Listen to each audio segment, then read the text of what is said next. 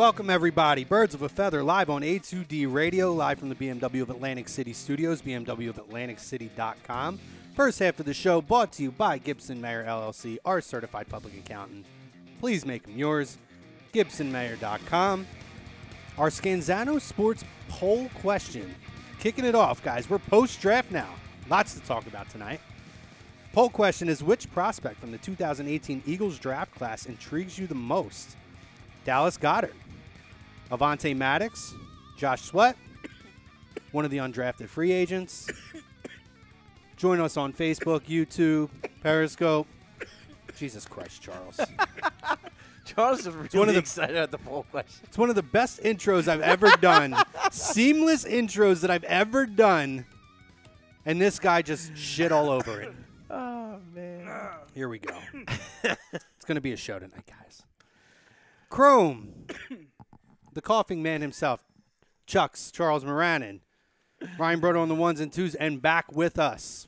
It's been a while. We got Paulie back here. Paulie from NBC Sports Philadelphia. This is his time, too, man. Oh, Draft, man. baby. Drafting Sixers. Jeez. I missed so much, and I didn't realize that Eddie Van Halen now does the intro to the show now. I didn't know this either, but it's great, right? But, yeah, guys, join us on Facebook, YouTube. Are we on Periscope today? We are, right? Hey, Periscope, what's going on? Guys, lots to talk to. We're going to talk Eagles. We're going to talk draft. We have Darren Sproles being re-signed. We're going to talk the rest of the NFL and draft. We're also going to talk Sixers-Celtics. But we'll save that for the second half of the show. We have to. Of course we do. Over here on Facebook already, Mike Mataraki chiming in. For me, it's obvious I'm most intrigued by and interested in seeing how well they coached up Jordan Mailata as he attempts to transition from Aussie rugby beast to NFL offensive lineman. Dion Brown says, "What's up, fellas? Bottom of the evening to you. What's up, brother?"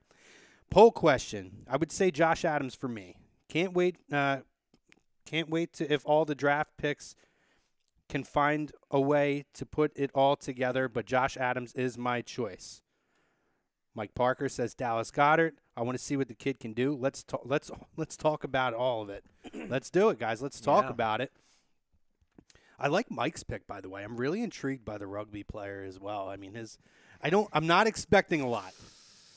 He's a beast, but if you watch those videos, I mean, it's a lot of smaller guys. The videos are fun. Yeah, the videos They are fun, fun, but it shows nothing about him playing offensive tackle. Yeah. I don't know if I get that either. Yeah, like it's gonna take him.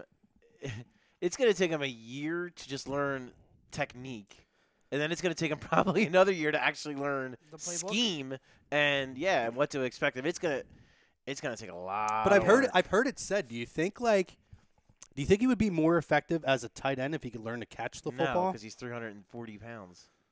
He's a pretty quick 340-pound guy, but though. He's got good feet. 40 pounds, so drop a few lbs. Somewhere on the line. He'll play somewhere on the line. You still have to catch. It's intriguing, and I think that was what was the question, it's right? It's a different game. Intriguing. Which prospect intrigues you the most? He's 6'8", 346 pounds, and he's an athletic freak. So I mean, it's intriguing, but I just don't. I can't get it. I don't know. Can't get excited. I can't get excited about it because I've never seen him play a game of football or even a practice in playing football. So it's hard for me to get excited about a guy who I haven't seen in that capacity. Yeah. Frank Vespi says, "Sorry to bother you at work. The most interesting prospect for me is Dallas Goedert. I like the body of work he's produced with South Dakota State. Would love to see the things that him and Wentz can do together in that offense." Mike Parker says, Mailata can move for sure. He's huge. He's going to be a pulling tackle. So, I mean, we'll see. They have a good coaching staff there. We'll see if they can turn something. Worst case scenario, it's a 7th-round pick, not a huge deal. No, most 7th-round picks don't pan out anyway. Right. Not everybody's Jalen Mills. You don't normally get that lucky. No. Seriously, though. But goddamn, if we could, though, how great would that be? Yeah, that would be good. I mean, I like Dallas Goedert. I mean, it's obviously the easy answer, but when we talked, and you weren't here, but when we talked, for me, it was tight end. That was the need. Everything else to me almost seemed it was just depth. Yeah. For me, the need was tight end. And they addressed it by going out, trading down, getting out of the first round, getting more assets, and grabbing a guy who's a first-round talent. And they jumped in front of Dallas and did it. Yep. with David Akers giving an epic freaking that was that pick, right? Yep. Yeah. David Akers giving an epic throwback to Drew Pearson from last year. Love it. Yeah, it was great. And we all talked shit on when they decided it was going to be Akers. I think no one liked that move. And I said last week, would I have preferred maybe somebody else? I mean, if you care about that kind of thing, I could see other guys. But I love Akers. Why not? And for all the people who were disappointed about it, I think the disappointment went away immediately. Oh, yeah. Yeah. It was a lot of fun. And Yeah. the NFL, it was pretty clear last year, even when you talk about Goodell's kind of exchanging with the crowd and feeding into it all, almost like in a wrestling environment, like a Vince McMahon playing a character. You know, I read an article about it last year where they talked about the no fun league, right? And it was a whole article. It might have been Bleacher Report, but I don't quote me on where the source was. But it was comparing what the NFL's now trying to do, almost like a WWE type of model to bring the fun back into it. Yeah. And it started with last year's draft with Drew Pearson, with Roger Goodell and all these different things, and also making it more interactive for the fans, like a big fan fest type of deal, right?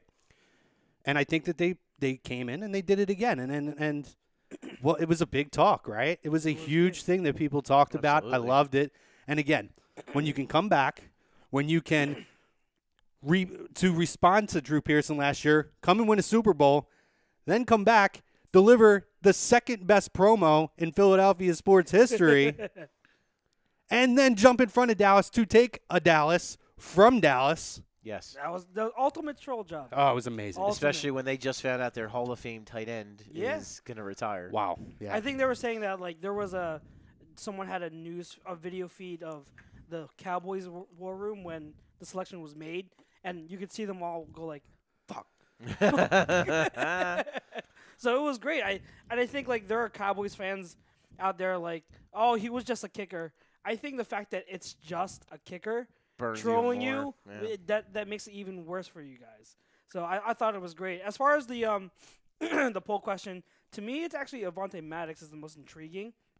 As someone who I studied, I watched like 2 games of him beforehand, and I thought pretty much it's plain and simple. He's an athlete, undersized athlete, but needs to be coached up a lot.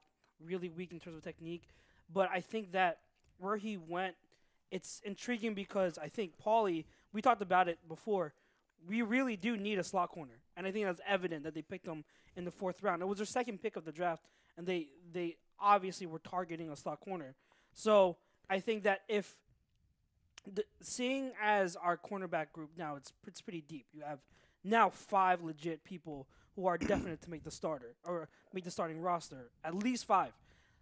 Like, this kid, if he can learn to polish things up, he will definitely have a spot. Like, he's definitely going to, and if not even for this year, it's very, very likely that he does special teams and is a crucial part of special teams. Running a 4-3, I mean, that dude's you're going to be fine. You're going to be just fine on special teams. And I think that, this year, like you talked about, Charles, with this, a couple of things. One, the technique's a mess. So, I mean, he can't come into the NFL and play in the slot. 2, he didn't play in the slot at Pitt. He was an outside corner at Pitt at 5'9". The one thing that I did like about him, and they touched on it in the press conferences, is he is tough and he is a competitor. Yeah. Like, I remember 2 years ago when I first started watching James Washington, they played Pitt, and he scorched Maddox's ass, like, bad. Like, it was ugly. I'm not even kidding when I tell you Washington had, like, 250 yards that day and, like, 3 touchdowns. Scorched him. But the kid fought every single play, and then last year when they played them, he played much better against James Washington. Nice. James Washington really didn't have that big of a game against Pitt. The rest of the team did. I think I did. Oklahoma State won like 59-20, but the rest of the team is what killed them, not James Washington. So I like the fact that he came back against an elite player like James Washington and fought. I do like that competitive nature about him. And real quick, interesting that you brought that up is with him, how he's a competitor. He has, another thing about him that gets brought up is his intangibles, his leadership, our work ethic, everything. It's the same type of thing that's being said about our undrafted free agent safety, Jeremy Reeves, is that he's also a captain. He's also a good, good leader in the locker room. It's interesting that they bring those types of guys in, and they're clearly targeting those guys with high intangibles. And I'm glad that you brought Reeves up because I wanted to be different. And I know everyone was going to pick all these different players. I wanted to say Reeves as an undrafted guy who I'm really intrigued by. Yeah. I thought he should have been drafted. I thought he was a draftable player. I thought he was 6th or 7th round, I thought he was going to get taken. I have a feeling that after a certain point, his agent probably told teams, screw off, like, we're going to pick a team. We're not letting you draft. You know what I mean? We don't want you to draft us. Because this kid's a player. I mean, his testing numbers, I didn't think they weren't. He didn't test. I don't think he tested. He had a pro. He had South Alabama but yeah, pro he didn't day. go at the. He wasn't a combine invite. Yeah, he didn't even get invited. He got snubbed. Yeah. But if you look at his testing numbers, they weren't great. But they weren't terrible either. He was like in the 4.6s, so it wasn't like he was in like the 4.7s or anything. So he wasn't atrocious. Yeah. A decent athlete, not great size, like 5'11". A guy who he reminds me a lot of is Rodney McLeod. Yeah. Similar size, both undrafted, both not considered to be elite athletes, whatever, just really smart football players. Yeah. And I think Reeves right away, I think he makes a team because he can play special teams this year right away, and he's got a chance to be that kind of So I know the one guy that the Eagles still like from last year would be Trey Sullivan, the kid from Shepherd. I think he's better than Trey Sullivan right now. I agree, and the big reason why is coverage. I think Jeremy Reeves is going to be able to he can hang in the box and he can cover tight ends and running backs better than Trey Sullivan can. And I think that's what separates them, and that's why I think Reeves has a better chance to make the team than Sullivan. Yeah. Let me throw this out there because I don't know how long he's going to jump on, but I'm getting trolled by Brian Wilson for our fantasy baseball. Listen, dude, he put Chrome, get your game up in fantasy. When 8 players on your team are hurt for the first whole month, and I'm talking Anthony Rizzo and Christian Yelich, all your best fucking players, that's what happens, dude. So I'm coming back at you. Watch yourself, Wilson. Just want to get that out there. Good guy, though. He's on agree to disagree Sunday mornings or evenings, whenever. You guys all know him. He's the big boy. Yes, he is. Mike Parker says, Mailata can move for sure. He's huge. He's going to pull the he's going to be pulling a tackle. I think I already read that. You did. Frank says, I also like the rugby guy. I expect him to be a project. I could see him in refrigerator Perry style packages to get him in that end zone. When you got J.J., I don't know if I agree with that, but all right. Or even a Josh Adams. Or even a Corey Clement. Honestly, I'd rather have all those guys doing it than a rookie player. It's got to be honest. Dion Brown says, I see Mailata as a well-worth-it project, giving his attributes and what he could, quotes, pan out to be in 2 to 3 years. Dion I'd say 2 at minimum. Wilson also says, hashtag fam talk, get it, boys. We got you, Wilson. Dion Brown, one of my buddies was able to go to the draft, and he told me you wouldn't believe how many Birds fans were in attendance. Wow, that's awesome. Dion, let us know how it was compared to last year. I'm pretty sure you would have been here at the one in Philly last year. Well, he said one of his friends was there. Oh, one of his friends there. Yeah, he wasn't there. Okay. Greg Malakovic says, what's up? Fuck you, Greg. What's up, ladies? Sorry, every time he says, I have to respond right away. I love you, Greg. Give me the Australian rugby player for $1,000, Alex. All the other guys you pretty much have an idea on because they've played football before. So the intriguing part to me is if this beast can make a difficult transition. And I agree. I mean, in terms of how the question is structured, he's going to be really an interesting project there. It was, I originally structured it as who's your favorite pick, but I think I wanted to go intriguing because I wanted to give a little bit of a spin on it. Everybody's favorite pick's going to be Goddard. For the most part. Let's be realistic. Well, you know what? My favorite pick was Sweat. Thank you. I was going to say, no one's brought up Josh Sweat yet. Oh my you talk about intriguing. That could be, and I know Tom said something about how this phrase was used way too much, and it was, but I'm dead serious. Sweat could be up there as one of the steals of the draft. If that knee is healthy, 100%. Yeah. If that knee is right, because this is a kid. I'm not kidding when I tell you I've seen. Some people thought he was a first-round talent. No doubt. That's how good this kid can be, and they got him at the end of the 4th round. I thought he was going to be. I mean, if he, it's a risk. It's a risk because you don't know about the knee. I mean, he checked out. He had no ill signs at Florida State. He didn't. I think they said he missed like a couple games, but nothing to do with his knee. It was like other minor injuries, whatever. And I still didn't. I think there's so much more to the kid, Charles. You and I have talked about it. He's long as hell. He's fast as hell. He's very agile. But when you watched him, he doesn't even know what the hell to do with it yet. Yeah. Like, he has no idea what he's doing out there. But he's got such good physical traits. Yeah. Like, he's got such – and he's for a 250-pound dude, he's strong. Yeah. He gets really good leverage, and he's a strong kid. And I think playing in a wide 9 is really much better for his skill set and his size. Yeah, like if I saw the measurables chart. like the web truck. Yeah. Oh my all God! of it was here. All of his green Yes. lit up the whole. Everything but weight. Everything but weight was weight. in like the 90th percentile. It was absolutely nuts. And like I thought he was going to go late round 2, early round 3. Yeah. Considering also the fact that everyone needs a pass rusher, I was surprised that he was still there. And the fact that we didn't get him with our first 4th round pick. We got him with the 2nd one. So that could, I'm telling you, that was my favorite pick of the whole for the Eagles the whole 3 days. He could be the fact that Josh Sweat and Derek Barnett could be the cornerstone pass rushers for the Eagles for the next 10 years. Not bad. And you know what we gave up for them? Sam Bradford. Yeah, that's true. Both picks are from the Sam Bradford trade. That's a really hilarious way to look at it. We turned Sam Bradford to potentially two franchise bookends for the next. What I like about with Sweat too, because of the way your roster's constructed right now, this is basically it's a Sidney Jones year. It's a redshirt year. He ain't playing. Yeah, he's probably not going to be active on game day. But that's great. That's fine. This kid has plenty to learn. Let him learn it. I love it. I think, and not only that, he came out as a junior, and I think he came out a little early. But I get why with the injury and everything. Exactly, yeah. He didn't want to risk anything. He wanted to get to the NFL, but he still needed to develop. So this redshirt year is going to be great for him. I feel like it's perfect. What do you got, Brodo?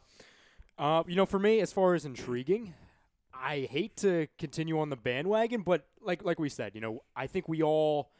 Goddard's obviously the obvious pick because we've seen what he can do. Obviously, I'm intrigued because his pro comparisons are up there with Travis Kelce. So obviously, if you can have a guy that's like Travis Kelce with a guy like Zach Ertz, obviously that's intriguing. That's very exciting. Real quick. Any draft expert that said that Goddard's pro comparison is Zach Ertz doesn't know what they're talking about. Two totally different styles of play. I just want to throw that out there because that pissed me off and annoyed me. During this whole draft thing is his pro comparison to Zach Ertz. Two different players, but go ahead. As far as intriguing for me, it's Jordan Mailata, and I know it's probably going to take him 3 years to even do anything on the football field. He's a 7th-round pick. He is the definition of a project. But just looking at that game tape, and I'm not even talking about NFL game tape. I'm talking rugby game tape.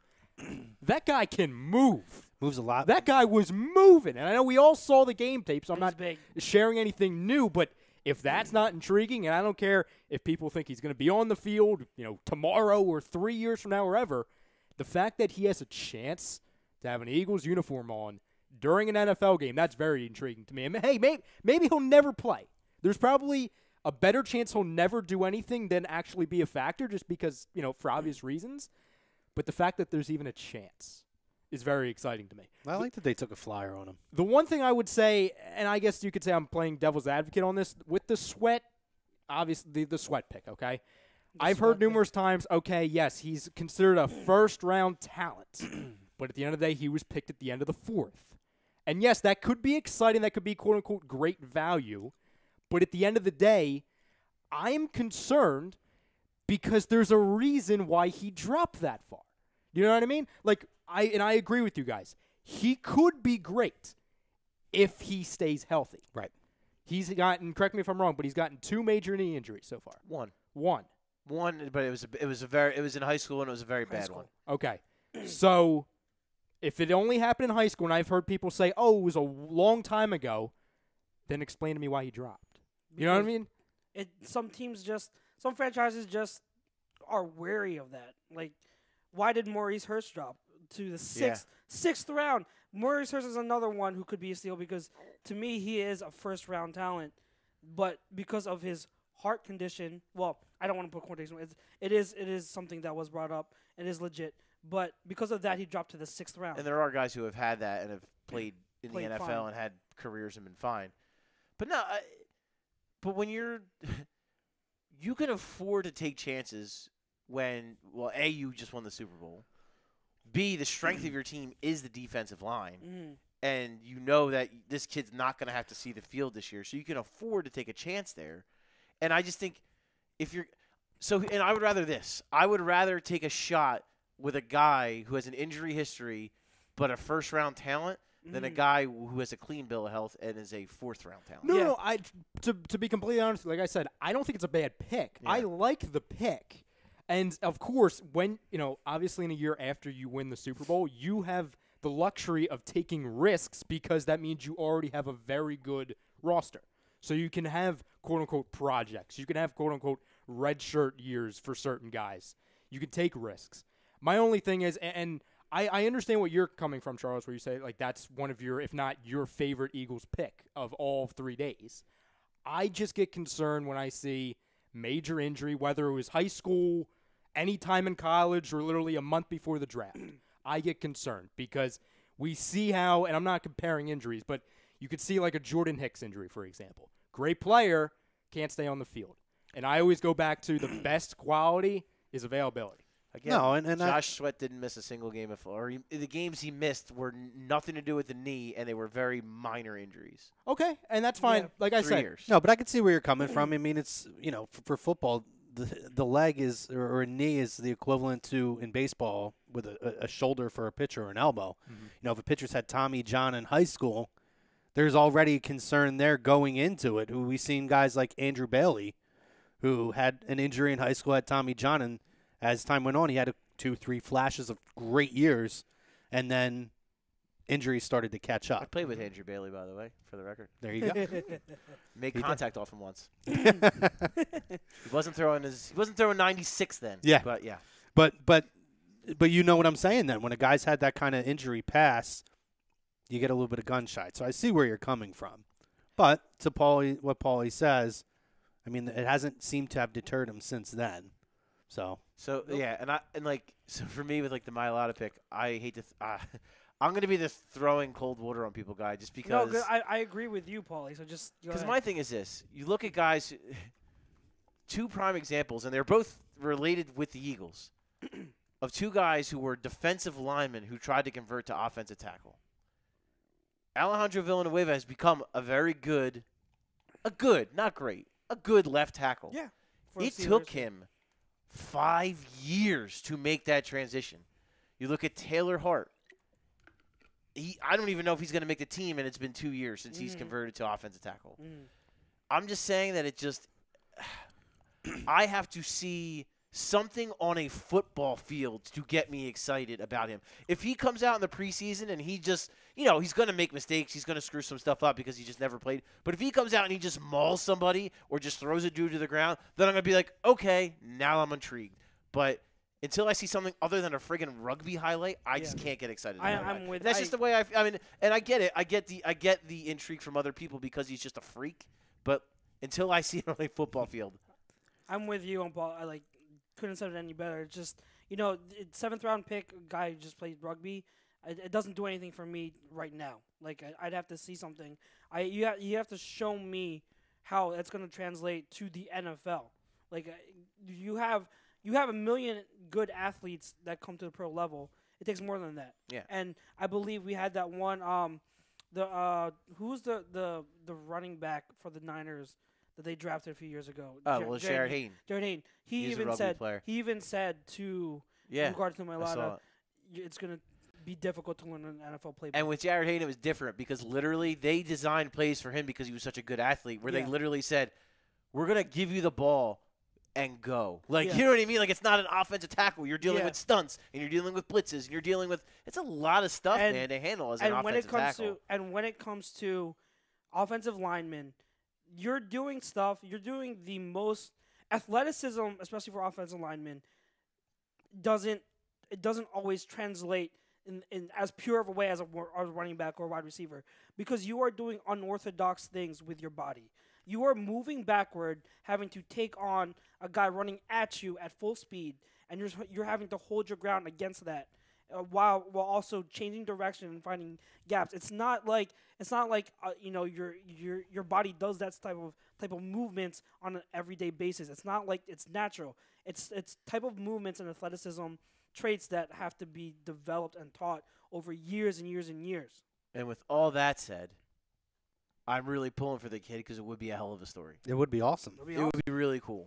But Mike Parker, he says, let's get game 2 Sixers. They collectively all shot bad last night. Embiid is a beast and should keep going at the rim. We shoot better. We win. Agreed. We'll get Sixers in later in the show. Definitely, yeah. But, no, I mean, I agree with you. You shoot better, you win. You can't shoot the way they did last night. That's for damn sure. Dion Brown says, what's the panel's thoughts on Josh Adams? I'm sure you guys will touch on it. And Sweat was being mentioned today on XM Radio about he could be on one of the biggest steals in this year's draft. So yeah, with Josh Adams, I know, Charles, again, you and I have talked about it. Charles and I, man, let me tell you, so as much as I haven't been here, I've talked to Charles a hell of a lot about the draft over the last couple of weeks. So with Josh Adams, I had to put the chat on silent Yeah, a couple our of chat's times. I'm sorry. Chat's been me and Paulie. Well, that's what back and forth. I was going to say, and then sometimes I wasn't throwing water on it. I would realize it, and then I would just start texting Charles. I'm like, all right, this is getting out of hand. I'm just going to text him. But yeah, with Josh Adams, I think most of his issues stem from the fact that he runs just way too upright. Mm-hmm. At 6'2", just way too upright, and I think it causes. It's funny because one of the games I was watching today was him versus NC State, and there's a play at the goal line where there's a hole, and it's in the hole. It's a DB, and he has to take him head on. He takes a DB head on, and the DB puts him on the ground. Yeah.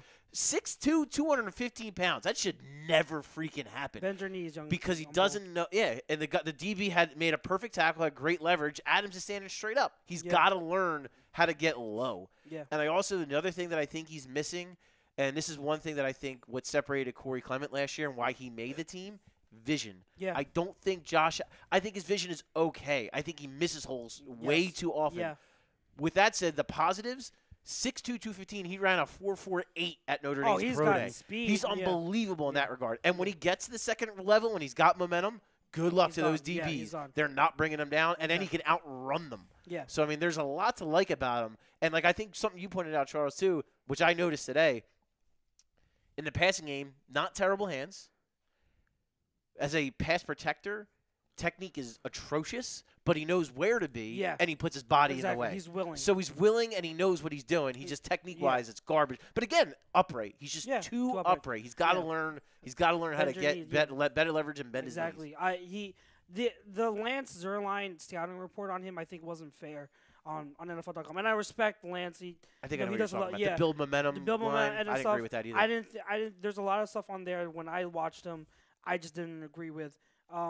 I think with Josh Adams, there's stuff there too, like you said, athletic traits are there too, like for a power back.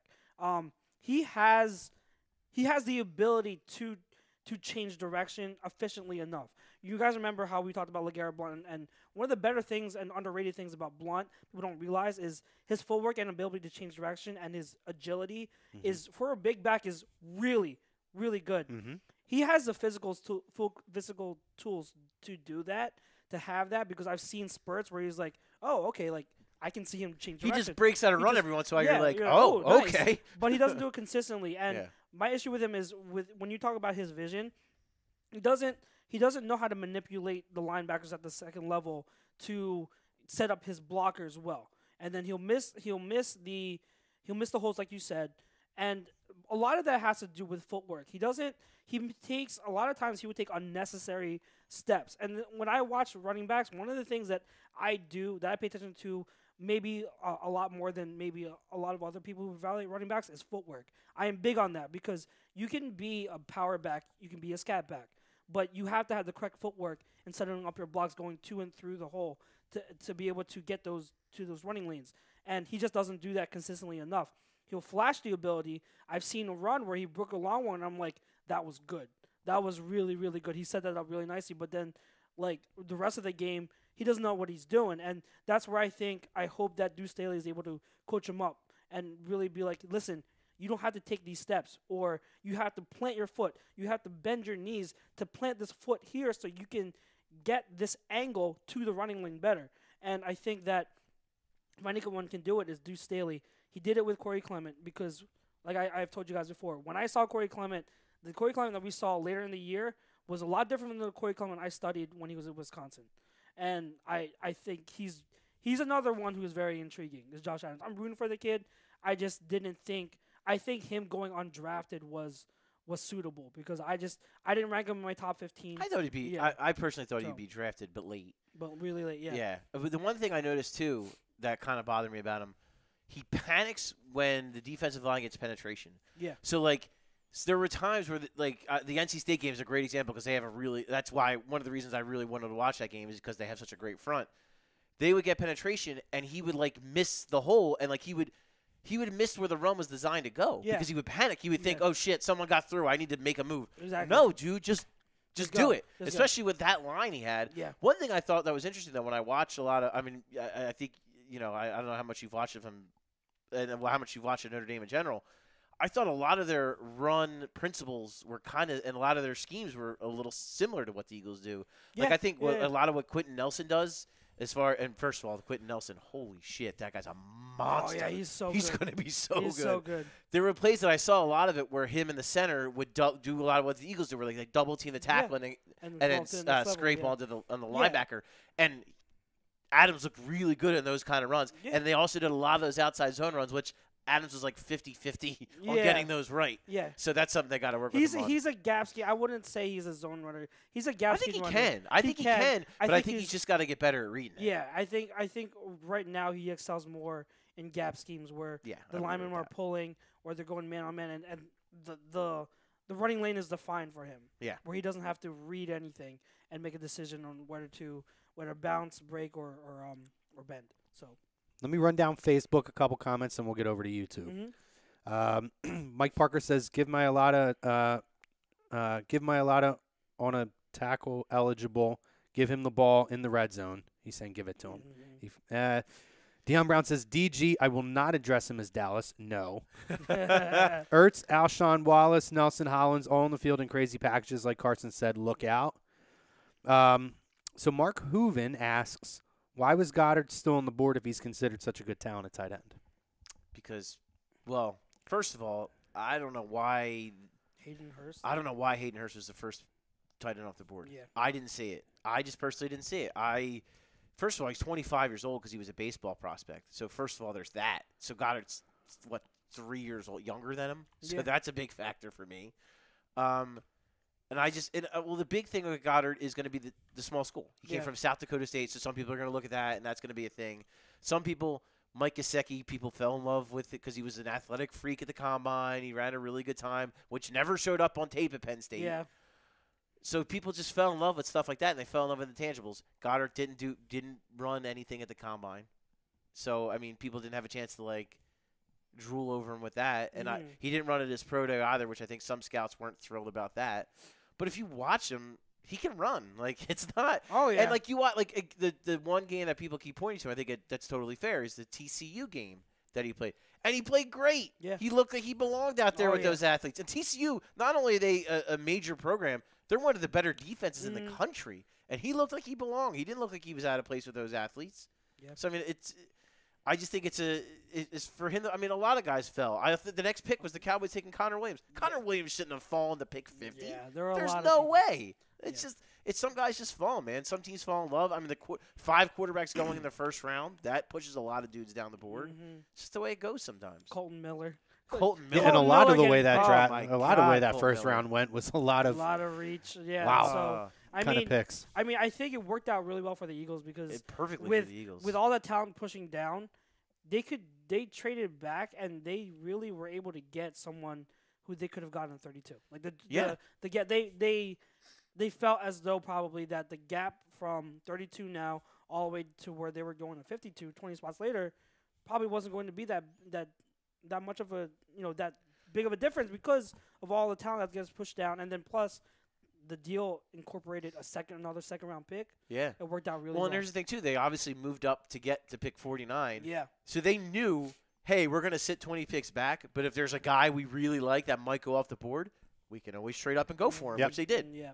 Well, I mean, to your point, Charles, obviously, they could have gotten, and this goes into a whole other thing, but they had the opportunity to get someone that they could have had at 32, which is Geis. I mean, Geis was sitting there. They just went for Goddard, obviously, for a couple of different reasons. Number one, whatever reports that some have been debunked, some have not, to where there was some sort of situation regarding Geis and his offseason and meeting with teams. And other than the fact that they to play video games. Yeah, that and the Eagles shortly after re-signed Darren Sproles. Yeah. So Well, I think they were waiting to see How the and draft yeah, went. how the draft went down. They wound up not really loving anybody. So here's the thing too. I have it on pretty good authority that Geis, it wasn't just the lead up to the draft. This was something that was going on also at LSU that people found out about, and that he was kind of after he had such a big year filling in Fournette, he came into this year strutting his, puffing his chest out a little bit and kind of being a little bit of a prima donna. So that also kind of scared some teams off, apparently. So I didn't find that out until after he didn't get drafted and somebody told me that. This was a thing. Like, this wasn't just like a thing that just happened. Like, this has been pretty no knowledge for people in the know. And another thing to realize is I think the origin of what the report's saying that at the combine when they got into a shouting match I don't buy was it. because I don't know how much I buy it, but realize also Deuce Staley is the type of coach who's going to push your buttons to test you. And, with the running back group we had last year with Blunt, with Clement, and with Ajayi, they all had to buy in. They all had to be like, listen, like, we are in this together. And the person in charge of making sure all those personalities stayed humble was Deuce. So Deuce is going to have a lot of control and a lot of say of whether this running back is going to fit into this running back group. And he's going to push the buttons. And if whether or not it was true or not, or to what, if it might have been true, maybe it was blown out of proportion from what the reports were saying. But if Geis's buttons were pushed and he didn't initially react the way they wanted, that could have been a reason why they pushed him, maybe not off the board, but a lot further down. I still think that the fact that they brought him back, they worked him out individually again, and they brought him in for a visit. I think they hashed things out. And I think that shows that it wasn't as bad as people think it was.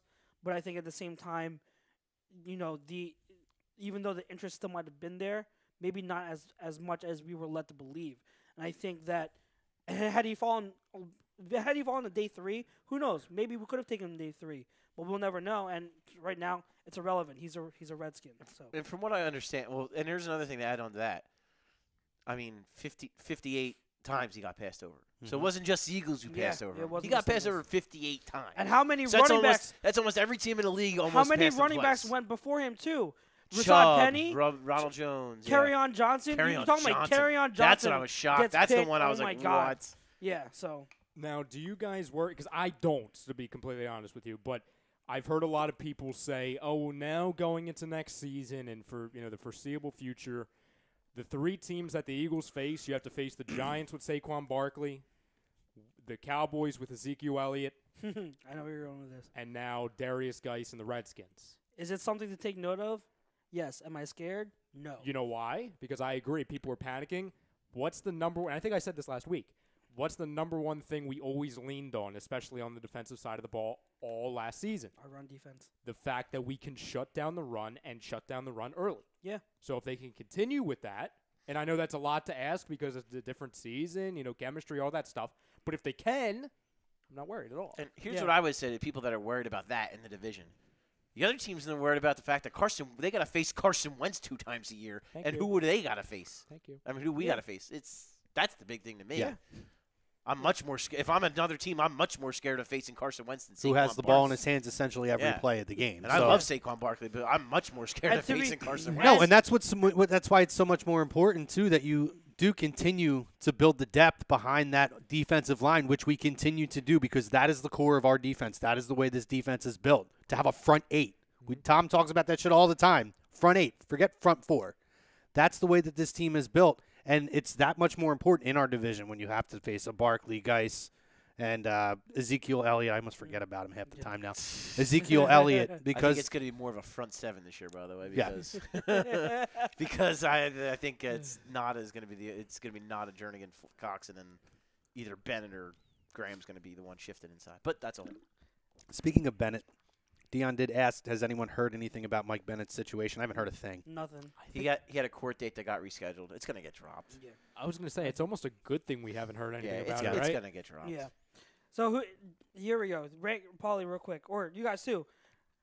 If you were to rank the backfields, rank them In the division? in the division. As far as like the whole units, The whole units. or just Ooh. Rank the the lead backfields. backs. Because keep in mind also the Cowboys did get both Scarborough. Yeah. And for what it's worth, if I were to rank all the way down for this whole running back draft class, I only ranked to 15. But if I were to go to like the all like 2025, I would have ranked Josh Adams ahead of Bo Scarborough. I'm not that big on Bo. See, that's really tough because I mean, if we're going as a unit, I don't want to be a homer, but in the division, I still take the Eagles backfield. Absolutely take the Eagles backfield as a unit. Mm-hmm. If you're ranking like the lead backs, to me is even more interesting. I mean, obviously you would think Zeke would be number one, but I think that Barkley's going to take that over. Yeah, Barkley would be one. I think Barkley. For me, and I like the younger guys. I like Barkley. I like everything about this kid. It sucks because he's a giant, but I would go Barkley, Zeke, Ajayi, and then I don't know. Geis and Ajayi would be close to me. yeah, I like Ajayi. Here's the thing about Ajayi. I think because we're going to keep him fresh too. The way that we handle our running game, a fresh Ajayi to me is better than Geis. Here's the thing, like with Ajayi, because all of those I feel like can carry 20 carries a game. I don't know with Ajayi with his knees. I don't know if he can. I think he can manage 12 to 15 to be effective. But if you're talking about just talent on the field, I am one to believe that Ajayi, just on pure talent, is a top 10 running back. And I think that Ajayi's combination of power, agility, and just home run ability and burst, I think it is on par with a Geis in terms of like overall skill set. But the fact that he can't carry the load like that, I think it does knock him down a bit. If we're going like units though, I really actually like what the Redskins have with Geis and Chris Thompson. Chris Thompson's a player, man. Yeah. He's a legit third down back. He's one of the better third down backs in the league. Yeah, definitely. I don't for the Giants. I don't like anything behind nothing Barkley. And like I said, with the Cowboys, I'm disappointed that I liked Paul Perkins coming out and he's done nothing. Nothing. I'm with you. I thought he would be a solid, but yeah. With the Cowboys. Keep in mind, they also did just trade for Tavon Austin, who they are saying will be converted to a running back. So if you're talking about their three is going to be Zeke, Bo as I guess their power back, and then Tavon Austin as their scat back. I'd still take the Eagles unit over that unit. Here's the thing with Tavon Austin, and I know he's in a different scenery. He's on a different team now. But how many years have we been hearing they're going to make it work for Tavon Austin? Since his rookie year. You know what I mean? Like, listen, actually, I'm not hoping he fixes it because he's on the Cowboys, but he's just like, a bad player. You know what I'm saying? No, I know exactly. He's just a bad can't player. Figure it out. He's a bad player. I correct me if I'm wrong, Chad, or whoever knows this to be true, but I heard that he had 13 catches last season total. I mean, if maybe 13 catches, but he had a lot. They gave him a lot of like runs and stuff. Yeah. He was running the ball. I was gonna say they were giving him more touches out of the backfield than they did catches. Yeah. Like if he's gonna be converted to this wild card, utility back, come on. Yeah. Like, listen, I wish him luck, but I don't at the same time. But come on, man. I think it was. I saw a tweet from who's the guy on NFL Network, former GM. He tweeted out. Casserly. He was like. So the Tavon Austin, the Cowboys traded for Charlie Castle. The Cowboys traded a 6th-round pick for Tavon Austin. In other words, nothing for nothing. To answer your question, that's a great question by you, Charles. By the way, the backfields. Yeah. Number one, when you talk about just the best overall, but if we were going to rank them by best player as far as the lead back, am I fair to say we can't put Saquon? I mean, you can, but.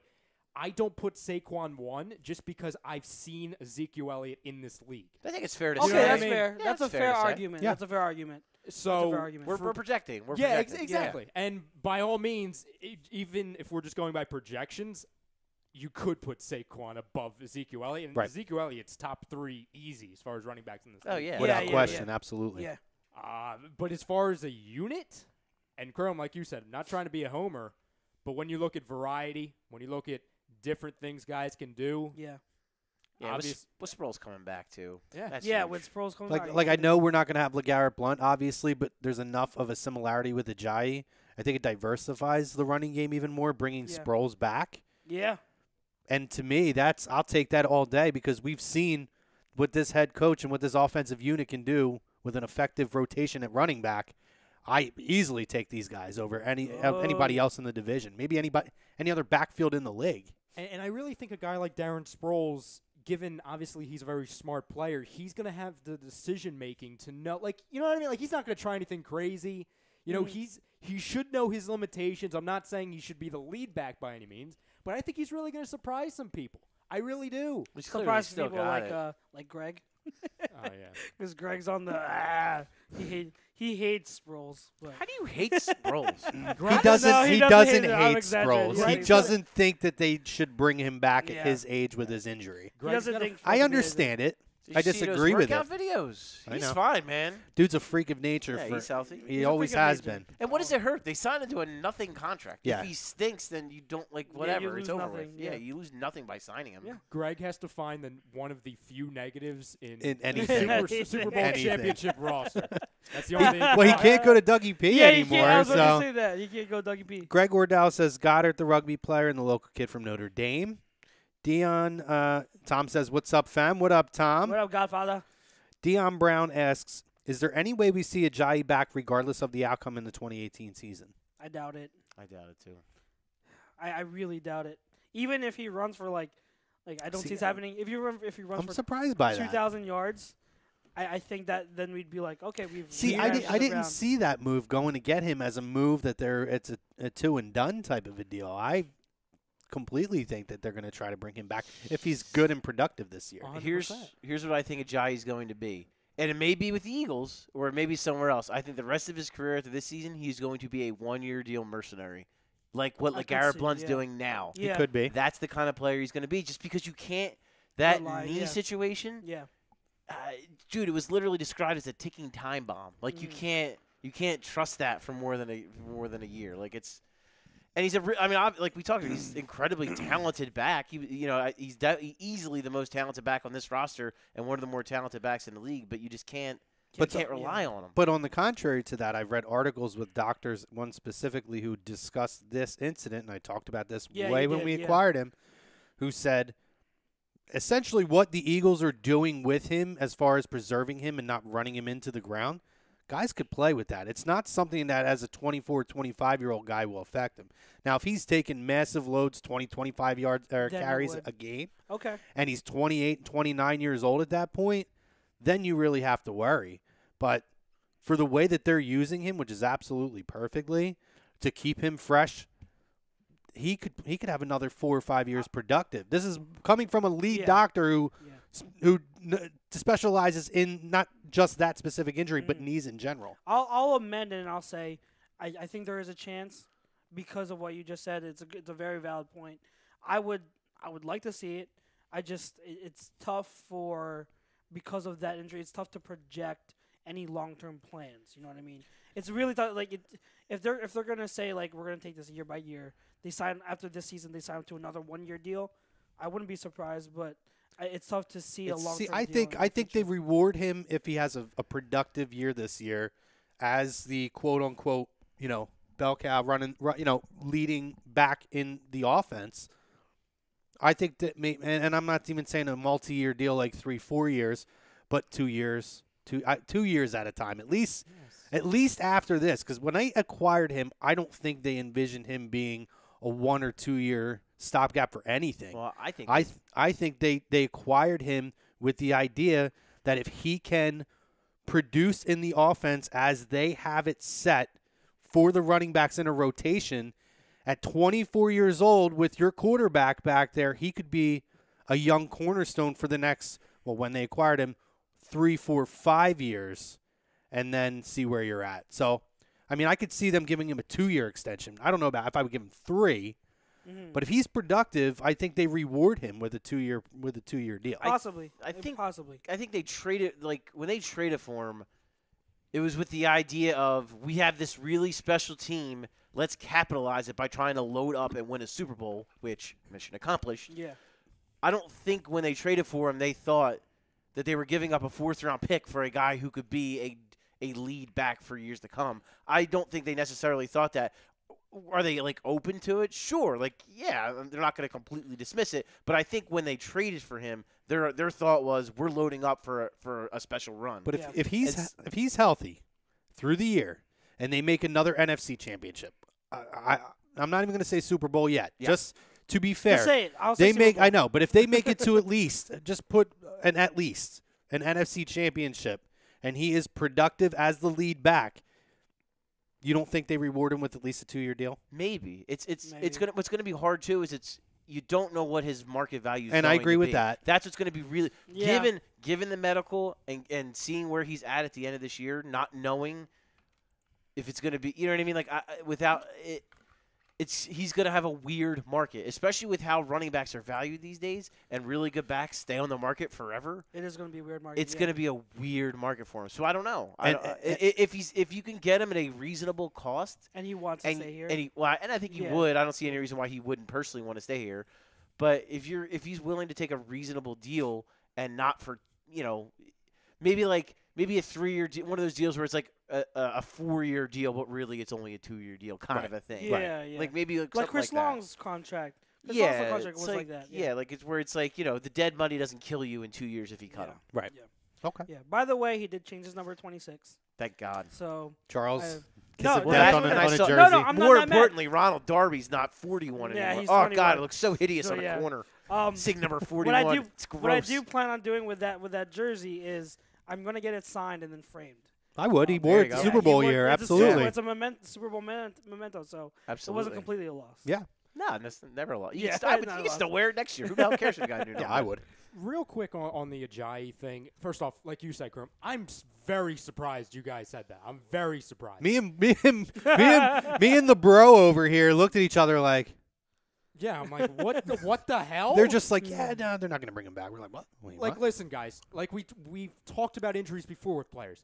If he shows no sign of injury whatsoever to that knee, there's a point where this can't be a storyline anymore. It can't be. I mean, he didn't practice before the Super Bowl because of it, though. He Okay. didn't practice during the playoffs because of it. Yeah. But that could because also of that knee issue. But that could also be the team being cautious, knowing that it's there just because. But the point is, if they have to do that, they feel like they have to do that, then there's clearly an issue. Okay, so if there's a clear issue and if they're not sure of the future, wouldn't they prep for the future?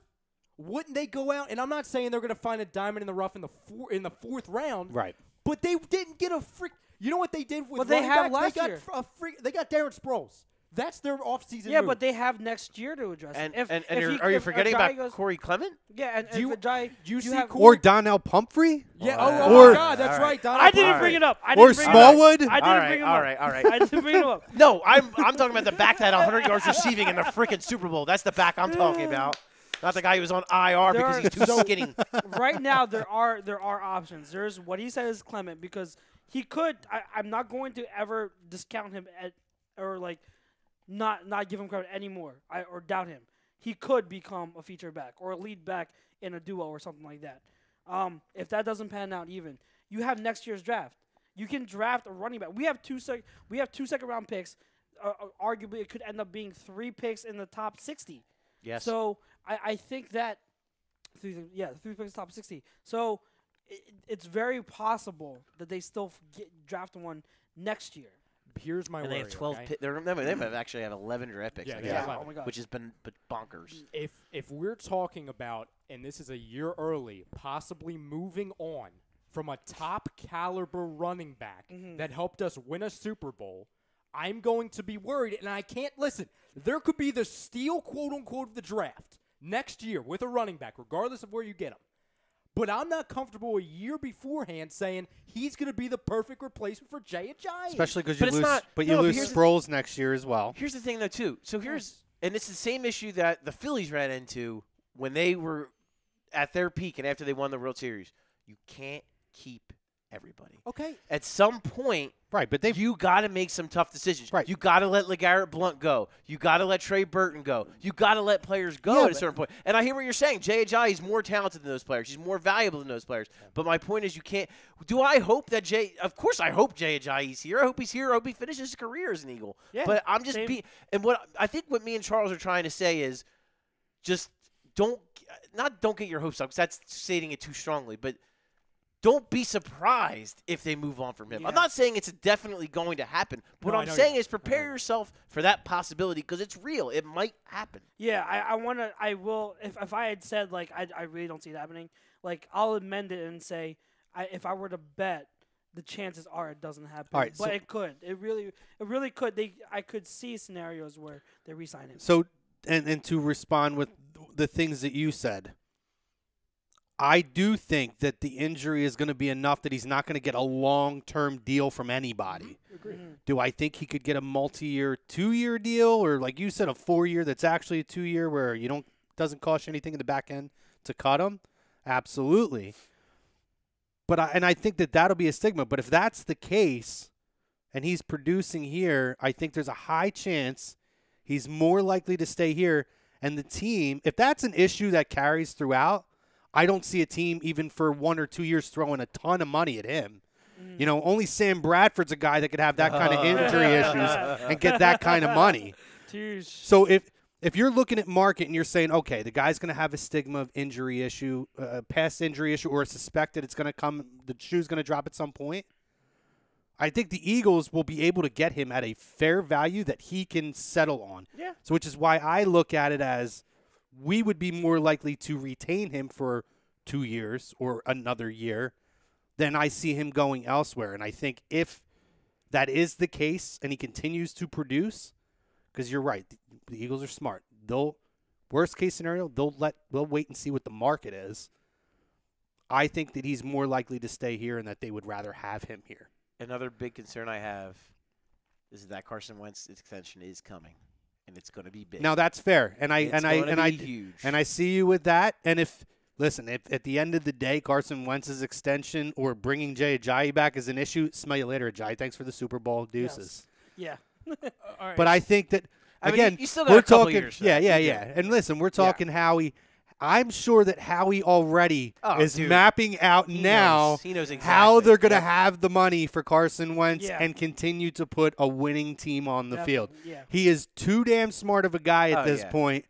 And I've said it before, and I'll say it again. Howie Hero and Howie Roseman are two different guys. Howie Hero, I will never doubt Howie Hero of anything ever again. Ever.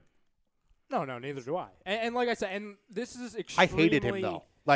I hated him his first tenure. These guys will tell you. I trashed the guy. Howie? Oh, yeah. he was awful. Yeah. When they brought him back, you thought I was going to burn Facebook down. I was so pissed about it.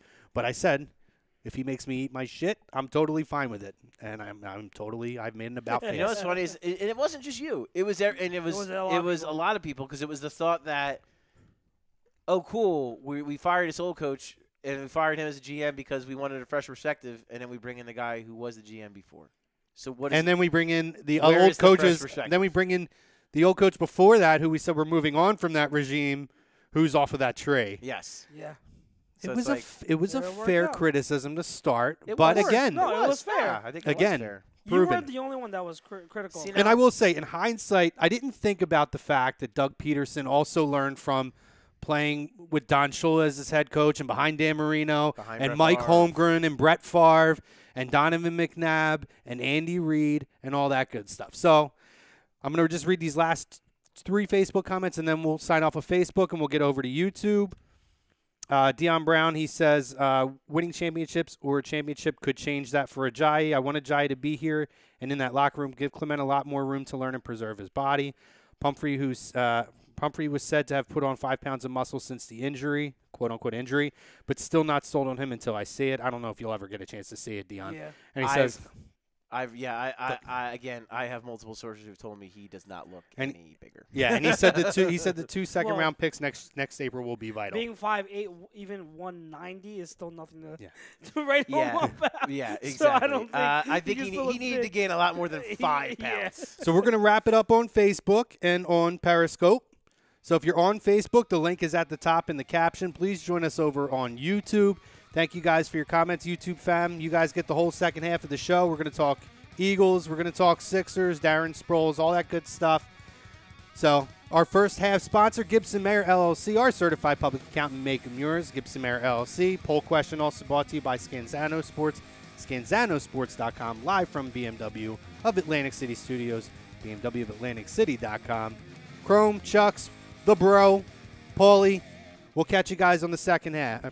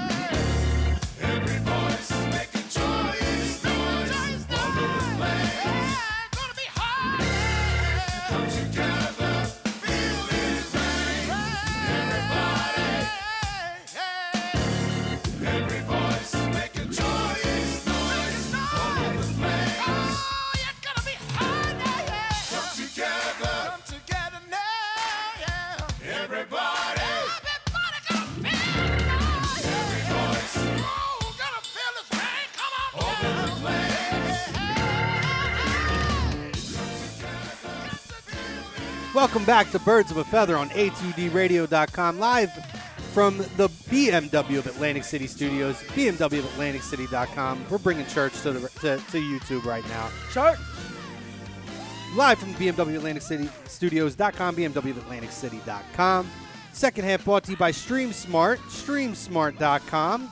Our Scanzano Sports poll question brought to you by ScanzanoSports.com. Which prospect from the 2018 Philadelphia Eagles draft class intrigues you the most? Dallas Goedert, Avonte Maddox, Josh Sweat, one of the undrafted free agents. Could there be another one? We've had Mailata thrown in there quite a bit. The people are intrigued by that. Second half, we're going to talk. We'll continue to talk draft. If you guys want to talk about it, we're going to try to talk some Darren Sproles here and bringing Darren back into the fold for one more year. And we're going to get to some Sixers chatter, guys. We're going to talk Sixers-Celtics. We were having a little bit of a fun chat while we were before on our little break here. But, yeah, if you made the jump from Periscope or from Facebook over to YouTube, thank you, guys. If you stuck with us, thank you very much. You guys lit it up over here. So we're going to give this whole second half to you guys, and we are going to try to run down as many comments as we can, and we're going to continue to read the comments that you guys continue to throw up. So why don't we get right to it? Let's get the facts. Charles, I will be here to assist as well. Yeah, we got because there's a lot. Yeah, we got Chucks and the bro. The bro. Joe. If you missed it last week, his nickname is the bro. He's got he nicknamed himself. I did not. People, chat, go back. You Thank nicknamed God this yourself. something. I did not. I gave you an out and said we'll take the credit for it, but you totally nicknamed yourself. We all know the truth. I want to know if Dion got that Big Dick Dion #1 jersey made. Wow. You missed that part of it. I clearly did. We'll run down that later. But, yeah, let's hit them the YouTube comments. All right, so I'm going to start from the top and then just scroll through them. Todd Romack, he said, Howie is a mastermind getting a second rounder for next year when I heard it's going to be a strong D lineman draft next year. Howie wants a dynasty. Let's get it. He also says, hey, Jalen Mills went in 7th. We're doing something no other team is doing, that is coaching up our players. And having Sproles back is going to push Pumphrey, so we know it's a make-or-break year for him. And that's the beauty of getting Sweat. We don't have to rush him, and we can build him up. I don't even put maybe it's bad. I just don't even put him into the equation at this point. No, I barely do. You're not alone. I was going to say, I don't think that's wrong. Yeah. TTP He's Ballin. going to need a lot more than Darren Sproles pushing him. Yep. TTP Ballin says, I'm pretty interested to see what our new O-lineman does. Heard he was first or second round talent, if not for some injuries. Be back a little, and he said be back. Is that Pryor? Is he talking about Pryor? Does he mean a D lineman? Yeah, Sweat. He's probably talking about Sweat. D lineman. Yep. Sixers JT, because I like Dallas Goedert, but obviously we need a linebacker there, even a safety. Ronnie Harrison and Justin Reed were there in the second round. We should have taken them or linebacker. Malcolm won't be here long, and McLeod's been regressing. I think safety would have been ideal. I don't know that he's. So I'll say I don't know if Roddy McLeod's been regressing. No, I think he is what he is. Fine. Yeah, I don't think. I mean, you're not going to see much. Yeah, but I don't think you're going to see much more out of him. We know what we have with him. I'll say this: 2 things. One, I hate drafting for need. It's the dumbest thing to do. Drafting for need is how you get Marcus Smith. I hate drafting for need. That's how you get Danny Watkins. When you draft for need, that's what happens. Yeah. So I hate drafting for need. You have to have, obviously, your picks. You have to be within reason. You don't draft you have Carson Wentz. You don't draft a quarterback in the first round. You don't go crazy with it. And then the other thing I would say is, and to follow up with that too, I don't think they move up. I don't think they believe that Goddard would be there at that point, and it happened to be a need. He was probably, and because they acquired the assets, it all fell into place. Value and need and best player available all met. Everything met at one point. Yes. And you were able to move up in front of the Dallas Cowboys. So and also, I want to know, how is linebacker in need? Can someone inform me how linebacker's in need right now? I just think it's a depth need, but I don't think you have Bradham. I'm just saying Hicks, if you have Michael I'm Kendrick with you. still, you signed Corey Nelson, you signed Paul Warlow, you drafted Nathan Gary last year. You still have Joe Walker on the roster, and you have Camus Grugier-Hills, who's a special teams player. We have depth. I'm with you. That's literally 8 linebackers I just named. We have the depth. 8. No, I'm with you. I got you. I think if there was a guy there who's a stud, who I was who they just really fell in love best with. Talent. That's exactly. Then at that point you draft the best talent. Player, if he was the best player available, if they, if it was a little later in the third round, like Malik Jefferson fell into their lap and they were in the third round, or Fred Warner, who I also am a big fan of, if one of those guys fell into their lap, sure. But I'm not taking a linebacker. Yeah. I don't think it's a need by any stretch. Linebacker's not even a premium position anymore. In the And league. that It's too. not. You only play two of them at once generally anyway. Yeah. So I think what I think it is people know about Hicks's injury history. Obviously, And they're freaking they out. don't want. They're freaking out. They don't want to. I'll tell you what, Brad and McKendricks were pretty strong good last together. year. And I really do. I'm very intrigued. If we're talking about intrigue, I'm intrigued with Corey Nelson and what Agreed. he can do. Mr. Brodo. So I'm at towards the bottom of the chat. Dion did answer your question, Chrome. He said, "No, not yet. That jersey is on its way, though." Yes. And then so a couple comments, actually a lot of comments regarding when we were talking about Jay Ajayi, his future, obviously. I'm going to go to the top here, because there's a lot of good points on this. Yeah. Let me see here. SJM86 says Ajayi will want some dough after this year, especially given if he's productive. Plus, we have to remember he doesn't have a lot of cartilage left in his knees. He had issues in college. Let's see. He said, if he's healthy, absolutely pay him. And I don't know if they will pay him much since Carson will be due some money in the coming years. Exactly what we had said earlier. That's correct, SJM. Let's see. Foolish Demon said the Dolphins kept him out of practice at times as well. Foolish Demon said, I'm okay with losing Ajayi. It's the same way it was with Burton. I would have liked to have kept him. Well, it's a little but different realized than we Burton. couldn't. Yeah, Yeah, I it's can't. A much more valuable I understand the player. point. It's definitely different than Burton. Yeah. Burton is a talented player in this offense. Mhm.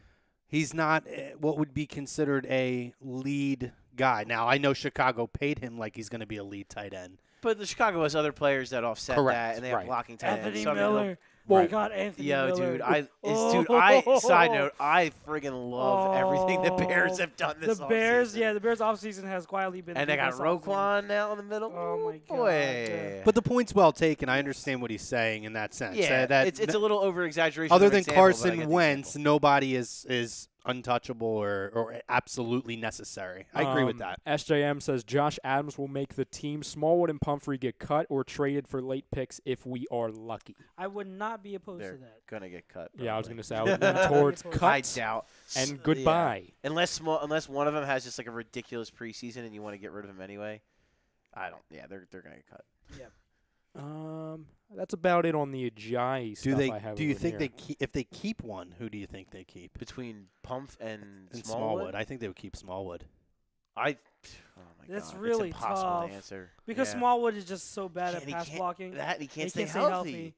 And I don't know, Pumphrey. Like honestly, if you're if But at you're an least- Eagles fan, I think what you have to hope for is Josh Adams really improves his issues and has a phenomenal preseason. Yeah. So that they keep Yeah. him. Like Yeah. honestly, I think if you're an Yeah. Eagles fan, that's your best hope. And Yeah. in that case, he's your fourth running back. Right. So Yeah. you can kind of afford to stash him and not you don't have to overexpose him. Yeah. And he's 6'2", runs a 4.48. He can play some special teams. I don't see any reason why he can't. Corey Clement did. Yeah, if he cares enough to make the roster, he'll play some Yeah. special teams. Someone had mentioned last week, and I know it's not realistic given our cap situation, but someone was saying, God, it would be nice if we could, we had the ability to get C.J. Anderson, because obviously he was cut. I don't think C.J. Anderson would be a good fit here. No. I don't think he'd fit the Not offense. better well. than Pumphrey. Well, and come on. No, that's what I'm saying. That's why I'm bringing it up. but the Eagles have three running backs better Yeah. than Pumphrey already on the roster. True. Yeah. I like I four. don't know. Or I like actually, four. I was gonna say actually four because Smallwood's better than Pumphrey too. Yeah. Oh, well, Sixers JT, and I'm not throwing Sixers JT under the bus, but last Wednesday he said, well, hey, what about Ryan Matthews? And I said, no, He's because dead. He's done. Ryan Matthews is Wendell Smallwood, Is he? but he can't stay healthy times 10. He's Yeah. older. Oh, and he can't hang on to the ball. And what? And That's like a big one too. Yeah. Ryan Matthews has what, a major neck Yeah, injury? his Yeah, health he's done. issues, Yeah, he's he's done. not Yeah, playing. he's He's not gotta playing. be He's done. done. It's a shame 'cause, man, that guy. Well, he's a talented dude. Just couldn't stay healthy. Yep. He was good for us. I'll say that. No, he was good for. And he was good really for good us. with the Chargers. When he was a talented healthy, dude, which was He was a rare. very talented, above average running back. Yes. Agreed. We could even say he did better than DeMarco Murray. Well, Oh, yeah. for sure. I agree with that. Gosh, like Not that it took much. Yeah. But, yeah. Isn't it amazing that It's not DeMarco DeMarco's Murray's fault, though. he's still on the market? Like, I think he's probably, Obviously. I mean, Old running backs, man. I know, I but said it. two, I told yeah, you. but I'm saying 2 years ago, okay, you called it, whatever. But at the same time, 2 years ago, he was a top 3 running back in this league. Yeah. yeah. I mean, to me, that's crazy. Well, to the point that they've made, and that's what is so crazy about the running back position is that doesn't take much. That window closes very quickly, Very quick. a lot And here's what it more is. quickly than Yeah. any other position in the game. Like the Eagles, a lot of teams wanted to see how the draft played out before they signed any veteran running backs. Mhm. So they didn't have a Darren Sproles. Like most teams didn't have a Darren Sproles sitting there waiting for them to basically to say, okay, come on back. Yeah. You know what I mean? So it's going to – those guys are all going to get signed. And not only that, a lot of those guys might just, like, miss a lot of training camp because they're old and, And they're then preserving their yeah. bodies, and then they're going to come in, like, the second week of the preseason or something. Yeah. I have to read this comment. So, well, number one, it's a great comment. Two, I love his name. Okay. I got. love Is good it the names. one you're talking? Yeah. Hold on. And do Paulie not lo- spoil anything for me. Paulie loves names, by I the do. way. Go ahead, go ahead, He's go like, ahead, okay, say it's it. a new Say name. it, Let me say read I it. love me a good Say So, a fellow named Thanos did nothing wrong. Ah. Don't say anything. Wow. I haven't seen it yet. Say nothing. Yeah, I'm with Ryan on that. We will not ruin the movie, Well, but yeah, I was- God. Well, I was mainly talking to the chat because obviously, remember a couple Yes. Tuesdays Oh ago, yeah. They've spoiled stuff for me and Ryan. Yeah. Rosca, I'm talking to you. Yes, Dave's and Roscoe. Thursday morning is my day. That's when it's happening. Oh, man, you got to text me and let I'm me know. gonna sit in I'll the back just- of the If movie you theater haven't with a- watched Infinity War yet, with a bowl of popcorn. Oh in my lap, God. all by myself. If I end up not having a You show need to tomorrow, I watch it. might go. I might go You- tomorrow night. You need to watch I it. need to get in there And soon. I will say, See, I go will during say the this. day, man, because there's nobody in there. I'll just say this. I'll just say this. And I'm a huge comic book movie fan. One, Superman dies. And two, Oh God, my heart skipped a beat. I'm like, wait, what? and two, I think that ended to freak you out. Yeah. And two, it's one of those movies for me, and I probably am the only person with this take. It's such a good movie. It's a great movie, but I probably will never watch it again. see, I'm the total opposite of you. I probably can't would wait to go back and never watch it again. Oh, you because saw it's it? so. I it's went and so, saw it the other night. I Damn saw it you. Sunday It's night. so like because I had with me in comic movies. This is how I am. I buy always at least 2 tickets. I get opening night and then opening weekend because I need to see it twice. I've done that for almost every comic book movie. But with this I one, love your dedication, I Charles. love I'm this. sorry. After love this it. one, I sat there as the credits were rolling and everything. I'm like, I can't see this movie on Sunday. Like I can't. I just it's too, and it's not because it's bad. Don't get me wrong. It is so good. I You know have why. to see it. I know why. It's just so emotionally draining. It is. And, I will say that. and, You wrapped and up. I, Hey, got I you am, wrapped up, right? and I am like It the sucks moment you the in, credit, man. the moment the credits rolled, I'm like, I'm already waiting too You long go- for part 2. Okay, Part so 2 start- needs to come. From start to finish, you go on an emotional ride Yeah. I with heard this that. movie. I heard it's nonstop. 2 things. Nonstop. Uh-huh. One, I want us to just stop talking about it. Thank you. Ryan, Yeah, I think never we can got. agree I never with got that. to his comment. I think we can both agree we don't want to. I Talk might about just. I might just walk out now and drive to the movie theater. it. I know, right? Yeah, I'm like, You want to oh, go? No, We're just second half of the let's show. go. You guys got this. ATD field trip, let's go. Guys, I'm Bruno and going I are home. gonna go. I'm going home. I can't do this. I can't do it. 2, if I ever want to plan something important or be on time for anything or have something really organized, I am going to Charles. Yeah.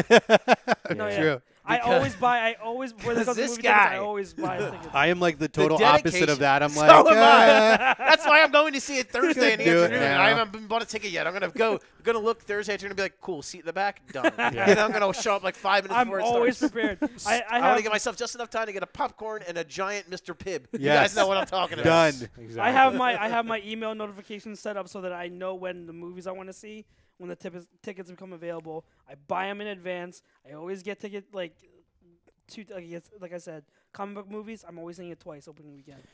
If I ever become rich and famous, I'm hiring Charles as my personal assistant. The Dark Knight. Are you kidding me? I saw that so many times. Well, yeah. I mean, you yeah, got a but- fucking Oh my Batman God. decal on the front of your car. Of course you did. Funny related note to the Dark Knight. Uh huh. So obviously, Batman's my like be all end all. Yes. Batman's my number one We agree favorite there. We comic agree. book Yes. He was hero, mine, but I'm kind of team character captain now. I of don't all know. time. But so when I got early tickets to see the Dark Knight, we were in line. My brother-in-law came late, and he's walking up to the line. And he's like, "Yo, did you hear the Phillies just traded for Joe Blanton?" I kid you not. I said, "They're going to win the World Series." And then the Dark You Knight couldn't happened. have said that seriously. You might have said that, but I can't imagine there was a No, serious bone in your body You that must have meant been that through comment. like drink number No, 3 no. of Mr. Pibb. Listen, listen. He's like Everyone settle belching down. out Mr. Pibb. They're gonna win the World Series. At that point, Dark Knight. At that point, Joe Blanton was like in Oakland was a decent starter. He was. And all they needed was a decent starter to just round out the rotation because they had Hamels, who was their ace. They had Brett Myers, who all of a sudden became an ace for half a season. They had Jamie Moyer, who was just a steady, solid guy. They needed one more guy for a playoff rotation, and he just filled that need of being one more solid starter. Charles has no idea what you're talking about right now. No, I actually kind of do. I do remember. I do remember those names. Charles. I remember. I recall those. I just want to thank the fellow named Thanos did nothing wrong for We even just went from the NFL, then to the Avengers, then to the Dark Knight, then to Mr. Pibb, back to the Dark Knight, then to Joe Blanton in the Philadelphia Phillies, Yes. 2008. We always get it You back didn't to even sports. say his comment. I was yet. going to say, he just said it was a very easy comment. He was like, the Browns are a bunch of idiots, which Yes. they are. Yes. agreed. Yes. Thanos did nothing wrong. They yes. Brownsed it up again. Yo, and my thing is this. A lot of people were up in arms about the Baker Mayfield pick. I don't think hated the that's. Denzel Ward pick. I hated it. Yeah, I didn't Oh think my Bradley God. Chubb I and I Quentin told Nelson you. on the board? I hated Terrible. What it. did I send you? And you know what's funny? They messed things up for the Cardinals. The Cardinals had a trade in place with the Broncos at 5 because Chubb fell to them. Broncos were like, no, we're taking Chubb. Yeah. And then the Cardinals couldn't get Josh Allen. How crazy So is what that? you're saying is they should be thanking the Browns because they got Josh Oh, Rosen. sure, instead. yeah. Well, that's one of the things I absolutely called. We were talking weeks Yeah. ago, and I'm like, this guy Ward is going to be the quote-unquote meteor of the draft. Yeah. Someone's going to reach on him. And as soon as he was picked, I sent Charles. I'm like, there's that man. There's that man. Oh, my God. Just not a good pick. Browns. SJM86 says, Heavy B, a.k.a. Joe Blanton, hitting homers and pitching 7 innings always. Boom. Hell yeah. Boom. The 5th ace, guys, if you recall. Oh God. Sixer JT agree. He said, I would probably say that in a draft grade for the Browns, considering cornerback isn't the Browns' biggest need, and Denzel Ward wasn't that great anyway.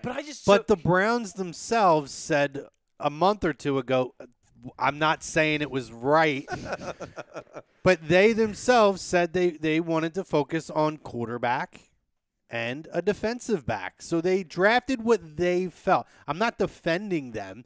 I didn't hate the Baker Mayfield. I think they should have taken Darnold, but I didn't think that was as atrocious. But I agree with you guys, especially the more that I kind of read into everything, that the Ward draft pick.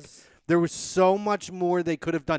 They could have traded down if they were going to. At that point, if that was where they were going, they could have traded down. Yeah. All right, I'm going to rant And for a minute. acquired more assets. I'm going to rant for a minute. Go, and I- boy, and go, I boy. apologize for this. Go. I'm going to sit back. You're at Here, I'll get some music. You're at 4. You have a chance to take Bradley Chubb or Quentin Nelson. You add Bradley Chubb You to your had to take roster Chubb. to put him on the other side of Myles Garrett. Mm-hmm. You might have 2 all-pro defensive ends. And the team that just won the Super Bowl, what was their strength? Pass rush and line. The pass rush and the line. And then I heard the one reason was, oh, they didn't take him because, I think Greg Williams said it. Well, we have Emmanuel Ogba. We think he's going to be a Bradley Chubb. First of all, no, he's not going to be a Bradley Chubb. Bradley Chubb is Bradley Chubb. Second of all, why not have all 3 of them? What are you doing? SJM says Bradley Chubb had to light a ton of candles at church the week prior. Yes, exactly. SJM, I'm screenshotting that comment. But let's say this. So let's say you don't want to go Bradley Chubb.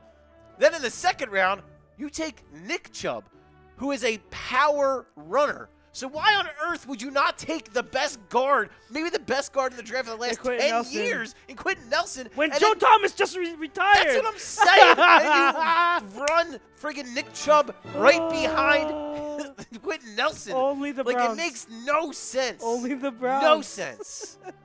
I'm done. Only the Browns. Only the Browns. Foolish Demon says Chubb will be a bust. Word will shine. Then I'll laugh. Which Chubb? Which Chubb is he talking about? There's 2 Chubbs. Bradley I think Chubb's he's talking gonna about be Bradley a Chubb. bust? I think he's talking about dude. Bradley Chubb. Yeah, I'm trying to read it's okay. the previous comments. That's okay. It's Yep. okay. Yep. Sure. All right. Foolish Demon also says he says this one comment.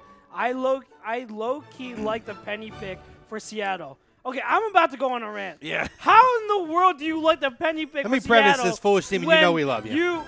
When Rashad Penny was, we touted him. We talked about how his strengths are vision, he has speed, he has good size. but he cannot pass block for a lick, and he's not that proven of a receiver. So in what O-line is Seattle going to block for him? And then with you're going to put him in the backfield to block for Russell Wilson? He can't pass block. How in the world is that a good pick when you could have gotten him in the 3rd round? Oh my God. Todd Womack's loving the music. Oh my God.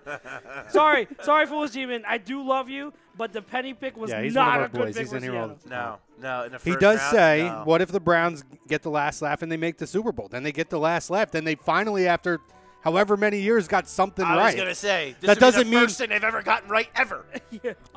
That wouldn't mean. Jesus. Now, if they make the Super Bowl, that wouldn't mean that Chubb would be a I bust was or gonna any say, of that. what if Yeah. the Denver Broncos win the Super Bowl and Bradley Chubb is the freaking MVP? Mm-hmm. Not going to happen. But I'm just saying. This is can I also But I like so- Foolish Demon's dedication to this, and I will give you a praise for that. So I hope next year when we review it, though, we're going to review all this. So I'm screenshotting this. Can we also talk about the Browns scout? Oh, dude. That talking about why Alonzo Highsmith, a Browns player Keep the music personnel going. guy. Oh, I will. All So right. peaceful. He was at the airport, and they're talking about why they weren't high on Rosen. He went to the airport. He saw UCLA's volleyball team. SJM said Drew Carey pulled out his hair plugs watching that that draft. Are you shitting me? So Highsmith was at the airport. He met up with, or he came across UCLA's volleyball team. He went up to the coach because a lot of them were talking about Josh Rosen. So he heard a lot of talk. So he asked one of the volleyball coaches, "What's Rosen like?" And the coach said, "You should probably ask his girlfriend. She's one of the players. She's over there." And then Highsmith goes, "All right, that's good enough. I don't know what all this means, but there was something about him that bothered me." Dude. What? Just like, What? I can't. Wait, what? Oh, my God, the So Browns. he asked a coach about Josh Rosen, who the coach says ask his girlfriend, and that was reason enough No. for them to be. Yo, here's the thing. SJM says the Browns don't even have the right coach. Mayfield is going to have to deal with a new coach in a year, and comparisons to the 20 abortions prior, none will be his fault. Yo, no. So here's my thing about that story. God. Browns. You asked the women's volleyball coach. What are you doing? Is this real life? You asked the women's volleyball coach at UCLA about the quarterback? What is that? Why? How is that even a thing? And then he says, "That's Ask it. the I'm done." girlfriend. Ask his girlfriend. He's got a girlfriend, so someone can stand the son of a bitch. So come on. Talk to her. Talk to her. Dad. You didn't even talk to her. Talk dude. to me. Come on.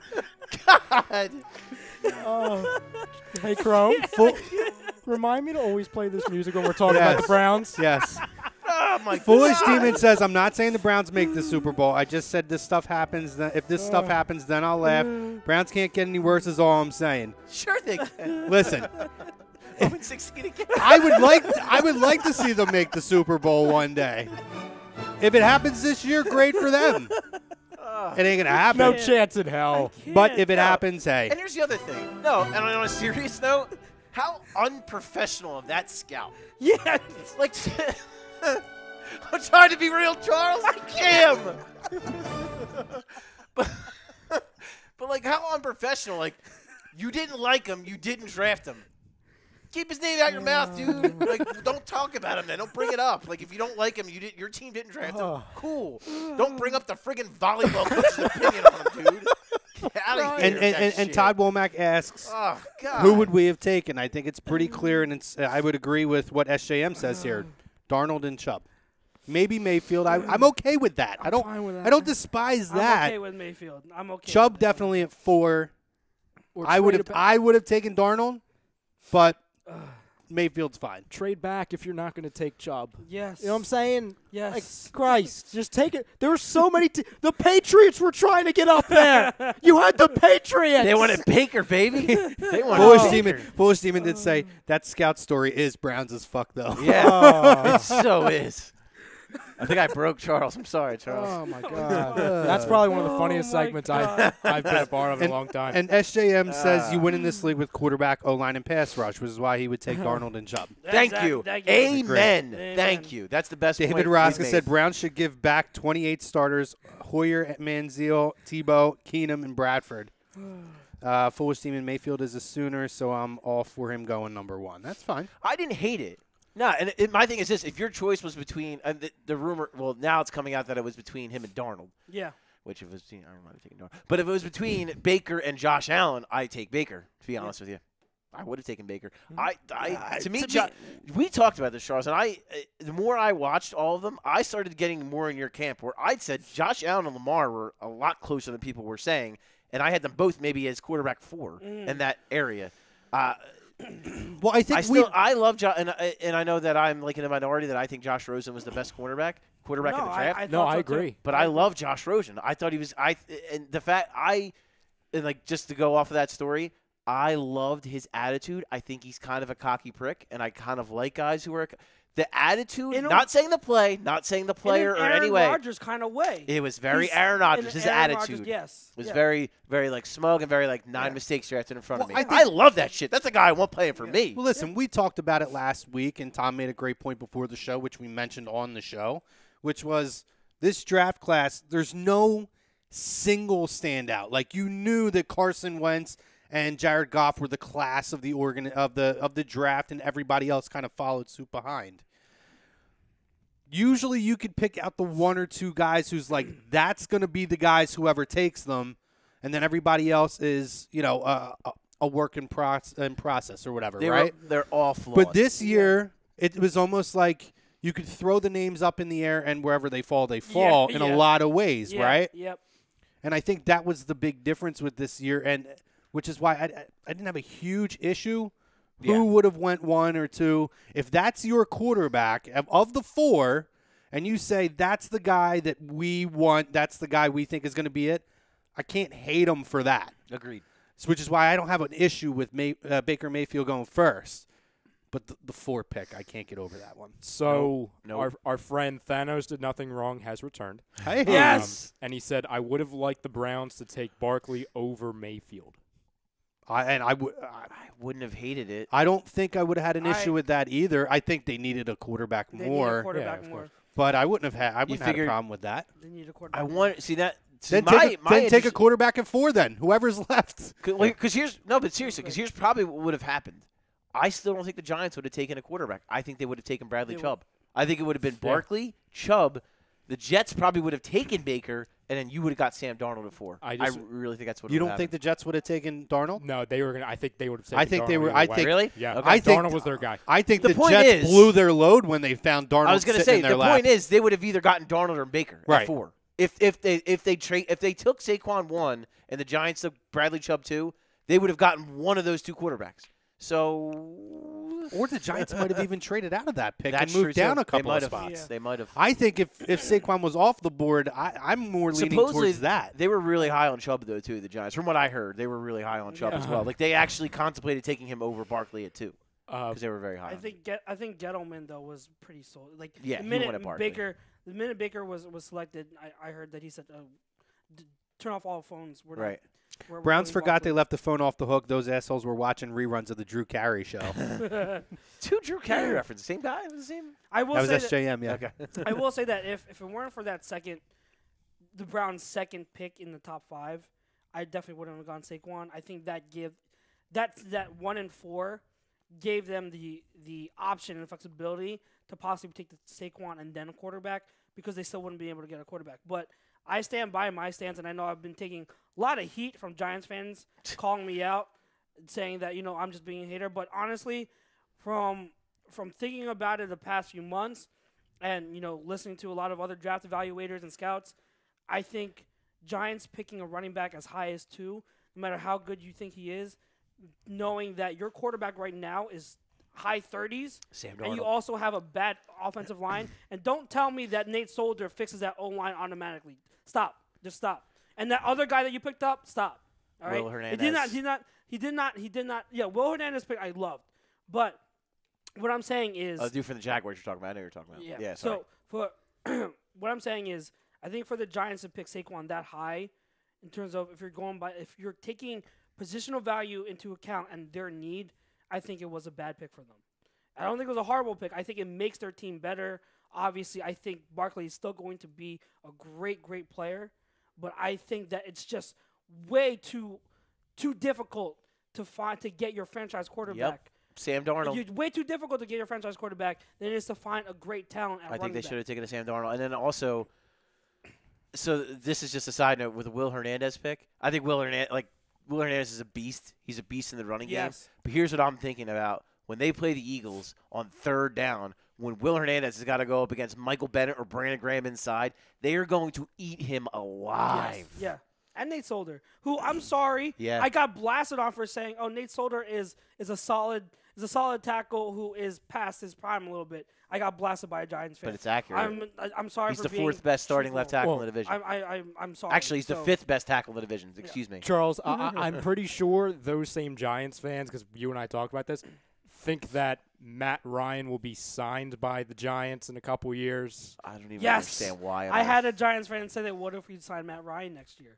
We can get a franchise quarterback in free agency. Oh, I know what Giants fan you're talking about for that. It's more likely that he would sign with like the Steelers than the Giants, I would think, in a couple of years. I don't know. I don't think he's going to leave Atlanta. I'm not No, even. Matt Ryan's going to play his whole career. Yeah, in Atlanta. he's going to retire as a Falcon. And last point about that topic real quick is I'm trying to be as objective as I can because you guys know I love running backs. And it's hard for me to say I would not take a running back that high, but it's the truth. When you're picking that high, your probability is you need a quarterback.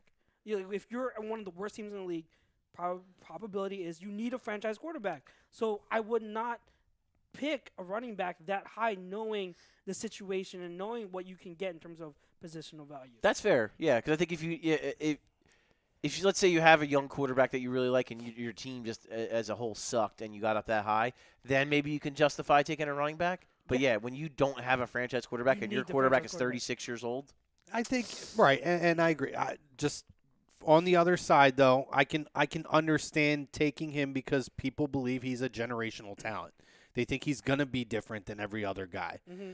And if your organization believes that that's it, then you know that's the move that they decided to do. I agree. There's other needs and holes and stuff that are much more pressing. Quarterback, boom, done. But line. I mean, they solidified their left side, which is good. But to me, they still need the pivot and the right side. Well, they're going to run a whole lot of plays to the right side. So Philly's going to extras. Yeah. I just saw this actually online. If you guys want me to run through it real quick, I can. So the regular season 2018 over-unders is for the records in the NFL have been released. Do you want me to run through them real quick and you just tell me over-under? We could fly through the over-unders for the records? Yes, okay, for the season, okay? So they have it in alphabetical order, so I'll just go right down the list. Do it. So Arizona Cardinals, they have as the over-under 5.5. Over or under? Under. I'm going to go over. Over. Okay. 100% over. I can see it over, but Atlanta Falcons. I think they'll win 5. So under would be 5. They'll win I think they can. Yeah, I think they can win 7 or 8, especially if Rosen plays quarterback. Okay. Or he Rosen can start David week Johnson. 3 after Bradford goes down. After Bradford gets hurt, exactly. Atlanta Falcons 9. Over or under? Push. 9. I think they might win Exactly. 9 games. I'll give them a benefit of the doubt. I'll say over. Yeah, twist my arm. I'll go over. Over. Baltimore Ravens 8. Under. Agreed. Buffalo Bills 6.5. Under. No, I'll go over. No, I'm going under. Because it's either going to be McCarron or friggin' Josh Allen. But I don't think that division is very strong. I think they could win 7 games in that division. I don't know. Under. Over. Chicago Bears 6.5. Over, baby. For sure. 100%. Oh, over. Carolina Panthers 9. Over. That's tough. I'll go over. I would want to push that one and say 9, but I did like their offseason. I like their draft. They got another wide receiver in the draft. Yeah, I love DJ. I'm going to give them over. So much. All right, over. I'll give them over slightly. Over. Yeah. I'm trying not to Like say 10 pushes wins. on any. So if I'm going to make a judgment call, I'm going to go over for it. It's tough because that division, they're going to beat up on each other. Yeah. Yep. Cincinnati Bengals 7. Under. Way down. No matter what you were going to say, I was going to say under. Under. Cases suck. Cleveland Browns. Now this is tricky. Okay. Where do you think they have it? 4. 5.5. 4.5.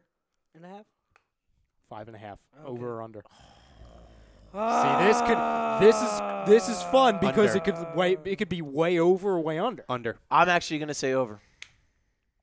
I think they have a good enough defense, and I think they're going to really I'm pound the going to ball. say I'll under. I say- think they're going to win 4 games. I'll say over. I think they can win 6 or 7. I'm going I'll to say say under with 5. Okay. Dallas Cowboys. Where do you think they have them? 10. 8.5. 9. 8.5. Oh! 1 for 1. Over or under? Oh my God. I'm going to say over because I think they're going to win 9. Yep. I'm Agreed. going to say over. I don't think they're going to win 10. I think they're going to win 9. I'll say under and say they're gonna win 8. Denver Broncos 7. It's all about Case Keenum.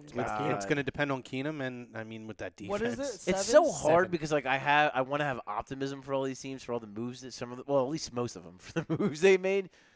But yeah, Case Keenum, I don't know. What is their number? 7. I like their draft too, man. Getting Chubb, getting Sutton, Yeah. getting Freeman. Yeah, I'm going to say Yeah. over. I'm gonna go over too, Right. just because I like their draft a lot. I'll say over. Over. Detroit Lions. It seems like they're always at this number. 8. See, I think they would be a push. I'm going to Push. go under. I'm gonna go under. I'm gonna go over. That's true. They don't have a running. They still don't have a running back, right? Well, Oh no, they have Blount. Garrett Blunt. That's And they right. drafted Kerryon Johnson, which I don't know how I, I feel don't know about why. that. But they did get Ragnow. Crosby. And Crosby, Crosby. too So- good. They got 2 good linemen. And yeah. their line wasn't horrible last year. No, It so was it's in the middle of they're the pack. building on something. Green Bay Packers 10. Over. Over. 10. Over. Yeah, I think they're gonna be really good. Yeah, I love the fact that they went 2 corners. I always think they're going to Yeah. win at least double-digit games, so I have to go Yeah. over. Yo, another pick I like that I can't believe he fell to the 6th freaking round was Equinemius, man. Yeah, he fell. He fell. I fell. think a lot of the 2 reasons he fell. 1, the production at Notre Dame because their quarterbacks sucked. And 2, because of his dad and that whole thing. I don't know if you guys know all about that. Yeah. His dad's like mini LeVar Ball. Yeah. Houston Texans 8.5. Over. Over. Deshaun Watson, baby. Yep.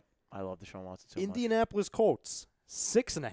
I thought that was actually high. Yeah, I'm gonna go under I'm just because I going don't under. know about Andrew Luck. Yeah, If I knew Andrew Luck was healthy, I'd say big time over. But it's gonna be a very good division too. I'll agree with Paulie and say Healthy under. Andrew Luck, I'd say 8, but I'm with him. If he's not healthy, under. so this is a little unrelated, but I just thought of it because I thought he could be a fit here. Where the hell do you guys think Des Bryant's gonna go? The Giants. Still No. I still think he's going to 49ers. end up with the Giants. Niners. Think Yeah. I think if Andrew Luck's healthy, I think the Colts would be a good spot for him too. Colts, They got okay. plenty of cap space. I think it's Colts either or Packers. Oh, Packers would be. 49ers. I don't know if they had the cap space to sign him though. I still don't think it's the Niners because Arizona was one team I thought was kind of interesting. Okay. Maybe. I was telling Ryan when we were discussing the Des Bryant thing. I don't think Des is a scheme fit, and I think that's evident with the Dante Pettis draft pick. Dante Pettis was someone by most people's standards was a reach because people were projecting him in the 3rd, 4th round. I thought he was worthy of a 2nd round pick, but the one strong point about Pettis is his route running, and in Shanahan's scheme, you have to be a precise route runner. That's how the scheme works. Side note So- too, I am so pumped for Richie James to be in that offense. Yes. Oh my God, I'm so Yes. excited for Richie My James to be in that gosh. offense. Dante That Pettis was and my James. dude. I'm Mhm. sorry. Any chance he ends up on the Patriots? Of course, it's the Patriots, of course. Yeah, so it's definitely a chance. Yeah. Yeah. Let's see. The Jacksonville Jaguars at 9. over. Over. I'll think about that one. Their draft, push. by the way, I'll go real quick. push. By the way, Ronnie Harrison. I know you weren't big I on don't him. love Ronnie Harrison in the 3rd round. For them, I no. mean, You know they're- what? for For them, them. I like them because their That's what I'm corners are so saying. friggin' good. And then the fact that they got actually don't Taven Bryant. I was like, are you kidding me? Yeah, dude, Oh my Taven God. Bryant's a monster. You're talking about like a good situation where he can just learn. Yep. Who's their main wide receiver God. threat now? Marquise Lee. Easily. Yeah, that's what I worry about. Oh, I was going to They say. drafted- They're going to be running the ball a whole Yeah. lot. Kansas City 8.5. Under. Under, yeah, 'cause I don't know. I Patrick am so Mahomes. excited to watch Mahomes, but he is still in his Yeah, first year, so I Patrick don't know. Mahomes. Under. So Los Angeles Chargers. What's the number? 9. Over. I love Over. the Chargers draft, too. Me too. Derwin James at 17. What a friggin' steal that was. Oh my God, John Kelly in the 6th round as the backup to Well, that's Rams. we're talking about Chargers, the other LA team. Yeah, I love the Chargers draft too. I liked what they did too. Chargers over. And Kaiser White, They are too, my- over the middle. They are my pick for that boy. division. Chargers Chargers way are my pick over. for that division. Way over. Yep. Los Angeles Rams, 9.5. Over. Over. And then I think they're class of that division right now. my John Kelly point. Yep. That'd be a nice, Miami Dolphins, 6. Under. under. Under. I think they're going to be a bottom 3 team. Yeah. They're drafting a quarterback next year. Minnesota Vikings, I actually think this is low. 9.5. Over. I'd say over, but only Yeah. slightly, honestly. I don't have them like 11. I think they'll win 10 games. I think 10. 10 I or like 10. 11. Somewhere around I think with the there. Packers, because I think the Packers are going to take that division this year, and I think they're going to be back with Rodgers healthy. And I think the Bears are going to Bears are going to be okay. Bears, oh yeah. They're going to cause some problems. They're going to make that division a little tougher on Yup. those teams too. Kirk Cousins is good, though. He is. I love is. him in that offense with all those I will say, and weapons. listen, and we've all, I feel like, well, I mean, for the most part, we all kind of feel, we all like Kirk Cousins, but I still want to see, and I think Ryan, you've alluded to this before. I want to see him do it on bigger stages. Yeah. So Yeah. now that he's got He's got zero everyone. excuses. 0 excuses. 2 stud receivers, stud tight end, a decent offensive line, and hopefully a stud running back with Dalvin Cook, and he's got a top-notch defense. There is no excuse. No Nope. excuses, yeah. 0. The New England Patriots at 11. Push. I'm going to say under. Nah, Under. push. 10. Me too. The New Orleans Saints, 9.5. Over. What is it, 9.5? Correct. Over. They got my dude Jamerson, too. They did. I think he's going to They be got- such a I- good fit there. There's It's a about- part of me that the feels reach like for this is going to be the Davenport, year that Breeze starts to regress a I little was just bit. gonna say that. So I'm struggling with it because I would think I don't that think they're year's going to ever win. gonna happen. I'm going to be bold and say under. I'm going to say under just I'm gonna because say I under. don't think they're going to get to double digits. I would say probably 9, but since what's That the number? division's 9.5. gonna be 9.5. That's I'll a say under tough because I think division. they're going to win 9. Yeah. I think this is Breeze's last year to go far. I think this is his last chance. Mhm. It's a shame because I think his best chance was last year, but obviously didn't get there. Yeah. The Boo-hoo. New York Giants, 6.5. Over. Over. Over, but not much. 7. Yeah, over. like 7 or 8. Yeah. 9 for me. New York Jets, 6. Under. They've got 15 quarterbacks now. What was it, 6? Yep. I'm going to say over. I sort of want to say over, too. I think I they th- might be second place in that division. Yeah, I think they can Them get or to the 8 Bills. and 8. Yeah. And where did you say you had the Patriots? Like 11. Or And no, then- 10. And then where do you have the Bills? Where were the Bills? Like 9 The Bills over under was or 8? 6.5. Oh, 6.5. Oh, right, because I'm not thinking clearly. Yeah, I think I would put the Jets in front of the Bills. I would too. Just because, defense and stability, and they have veteran quarterbacks, whereas the Bills' veteran quarterback is The Jets- A.J. McCarron. The Jets weren't bad in the second half of the season. No, and they have. Yeah. I know McCown can at least be like an 8-8 quarterback. Yeah. Let's see. We have the Oakland Raiders at 8. Under. Yeah, under. I Under. have a bad feeling about them. And I didn't like Gruden's their first draft Year. outside of maybe day I didn't like 3. their offseason in general. Yeah. Lost Crabtree and signed Nelson, which I don't really understand what that accomplishes. See, I would want to say push on them. Definitely think they're going to be better than they were last year, even without Crabtree. And they have 2 old I running think backs. a lot of people on that team underachieved last year that I can't imagine will this year. If I'm going gut, I'm going to say under. The Philadelphia Eagles at 10.5. Over! Over. Pittsburgh Steelers at 10.5. Over. Oh, they're thinking. I had to think because pissed off Le'Veon Bell, aging Ben. He said he wants to play another 3 to 5. I don't believe you, Ben. Yeah, I don't believe it either. I love the James Washington pick.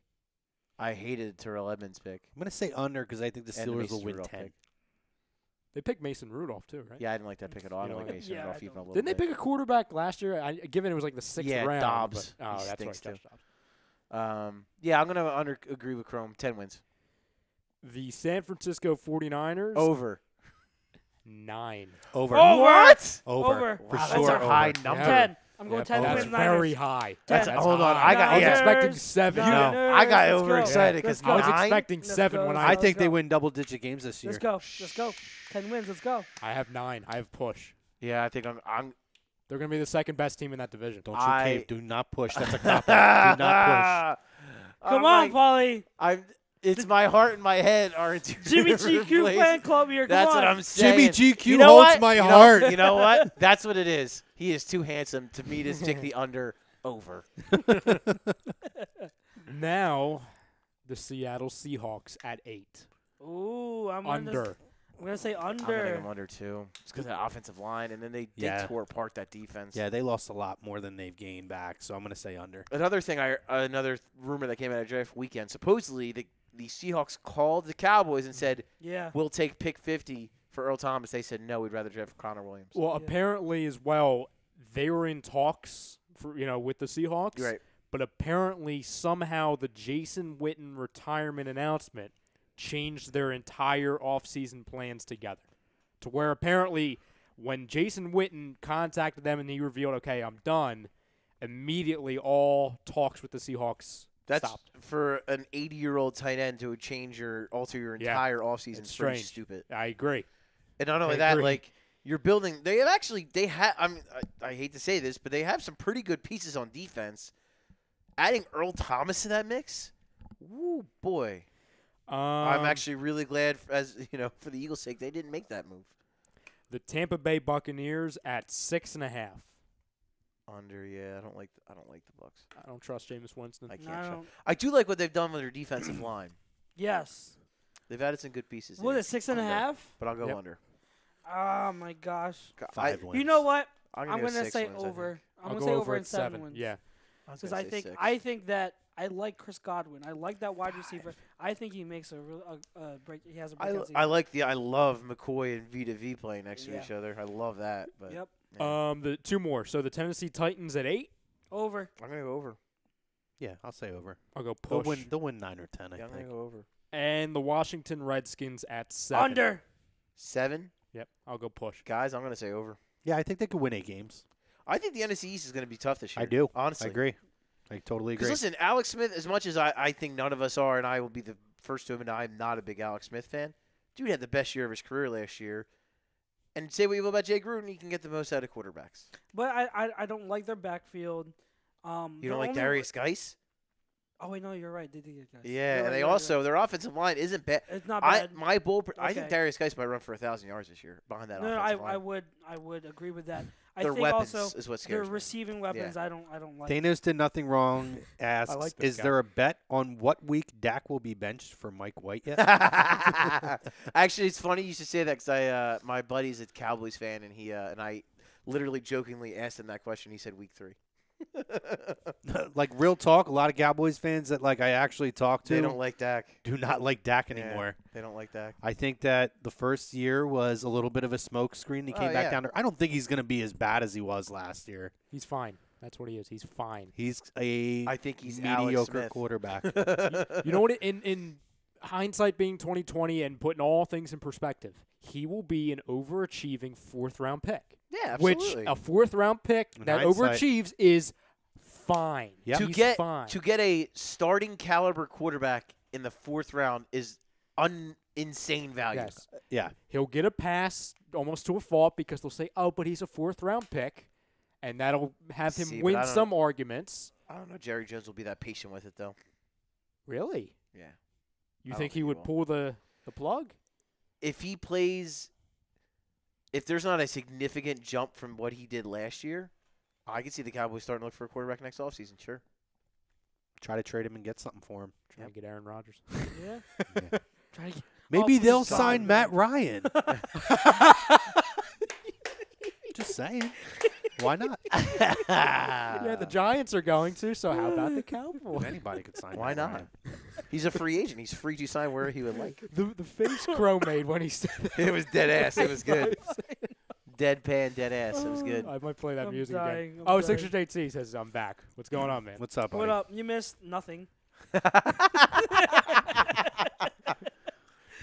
you know. Wait, was he usual here? stuff. Did he miss the Browns rants? Because if he Yeah, I did, think he missed Yeah, it. When, if he when missed Charles that, then he says missed nothing, he everything. means literally everything. yeah, because that was Dion says it's hard to repeat, but I think this team of veterans has a damn good shot. sure. Now, it's only the 1st of May. We cannot predict the future, but I will say that the future is looking so bright. Yeah. Yes, it is. It's because we got like so many people coming back. Which segue, Sproles is back. Quick thoughts. Great signing at this point. Yeah, They why not? signed him for peanuts. The We got guy gets a nothing to lose. chance to come back they and go just- out on his terms. Did they announce the terms of the contract yet? I don't think they ever came out. No, Okay. but I could Google and see if it's anywhere, but That's I don't fine. recall seeing. But I know it wasn't for much. It was No, only it for a ain't for much. year. Yeah. I mean, and to me, we talked about this early in the offseason. Of anybody, he's the one that diversifies the backfield more than anybody yes, that we could have talked about pre-draft. Pony for Nation is back, baby. Pony formation. SJM says we need another rant, I guess, for Sixers JT since he missed it. I don't know, man. I kind of went on two there. It's tough to recreate that. Yeah. that was. Want to talk about authentic. LeBron again? It's No, tou- I'm just kidding. like Dion said, it's tough to repeat. You know what I mean? It's It's Yeah. very tough to Tough to repeat. repeat. Very tough to repeat. Oh man. I'm trying to see if I can find Sproles' contract. contract. Yeah, it might not have been disclosed, but I love the resigning. Side Phillies rant. Oh. So they're in the bottom of the 10th, Mm-hmm. and Yaxel Rios is now into his second inning of relief.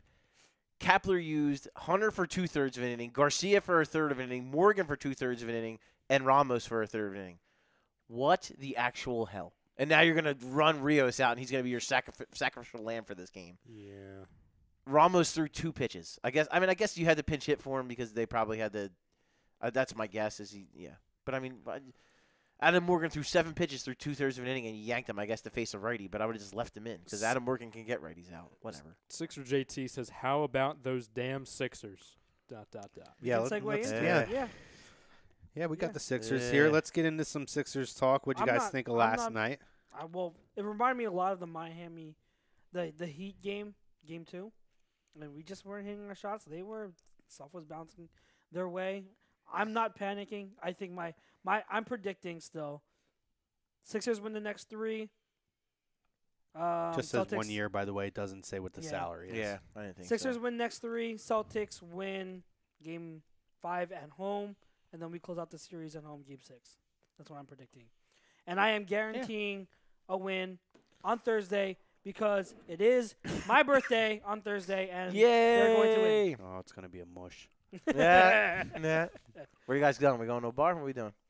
All you can eat crabs I'm looking for. Oh, okay. I want crab legs. But I'm saying, where are we going to watch the game? What are we doing?